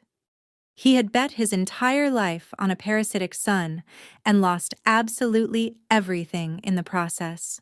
I leaned into the microphone. I did not scream. I did not raise my voice in anger, and I did not let a single tear touch my face. I spoke with a chilling, absolute calm that carried flawlessly through the massive ballroom speakers. For my entire life, I began, my voice steady and commanding. My parents told me that honest labor was a disease. They banned me from family dinners. They demanded I hide in the shadows because they were terrified my blue-collar industry would shatter their fragile, rented illusion of wealth. They looked at a woman who built a corporate empire from the ground up, and they called her a filthy peasant, simply because she wore a high-visibility vest to work. I gripped the edges of the podium, letting the silence stretch for a fraction of a second before delivering the fatal blow. Some people think dealing with trash is shameful. But the real trash was never in the dumpsters. It's the lies. It's the greed. It's parents who would sacrifice one child to fund the delusions of another. A heavy, resonant silence settled over the room. The elite crowd did not whisper or gossip. They simply absorbed the absolute, brutal truth of my words in real time, looking at my parents not with pity, but with the profound, icy disgust reserved for people who possessed zero moral character left to speak of. Connor looked up from the floor, his tear-streaked face catching the harsh spotlight. He opened his mouth to beg, to plead for a bailout, to offer some pathetic excuse. But I didn't give him the chance to speak. I raised my hand and made a sharp, decisive gesture toward the head of security, who was standing at the ready near the grand foyer doors. He immediately caught my signal. "Please take the trash out," I ordered, my voice echoing with merciless finality across the entire ballroom. The security captain nodded sharply. He and his muscular guards marched directly toward the back table. They did not gently escort my family toward the exit. They grabbed Connor by the arms, hauling his limp, sobbing body off the marble floor, flanked Brenda and Richard, forced them to stand, and herded them aggressively toward the service doors. Brenda wailed loudly, a desperate, humiliating sound that bounced off the crystal chandeliers overhead. Connor cried out, his voice cracking as the guards physically dragged him away from the wealthy society he had tried so hard to infiltrate. The heavy wooden service doors swung open, swallowed their pathetic cries whole, and slammed shut with a heavy, satisfying thud. The room was finally clean. The toxic biohazard had been officially, permanently removed from the premises. A spontaneous, roaring wave of applause erupted from the crowd. Real estate moguls and tech billionaires stood up from their tables, offering a full standing ovation to the woman who had just delivered the most spectacular corporate execution in the history of the City Hope Gala. I turned away from the empty back table and looked at Jasmine. She was smiling, a brilliant, genuine expression of fierce triumph. I reached out and took a crystal flute of premium champagne from a passing waiter, raising my glass high and turning my attention to the elevated head table, where David and Patricia stood clapping proudly. I locked eyes with the powerful family dynasty that had just become my greatest corporate allies. We had exposed the fraud, protected their empire, and secured a multi-million-dollar infrastructure deal that would reshape this city for years to come. I took a slow, victorious sip of champagne. The sweet, crisp taste of absolute success flooded my senses. I had walked into this ballroom as the discarded daughter. I was walking out as an untouchable queen. I turned back toward the cheering crowd, standing shoulder to shoulder with Jasmine, and stepped brilliantly into the blinding light of my limitless future. The most profound lesson from Riley's journey is that your self-worth is never defined by those who are blinded by superficiality. Toxic families may try to diminish your honest, hard-won work in order to protect their own fragile illusions of status, projecting their insecurities squarely onto you. But true power doesn't come from rented luxury or desperate social climbing.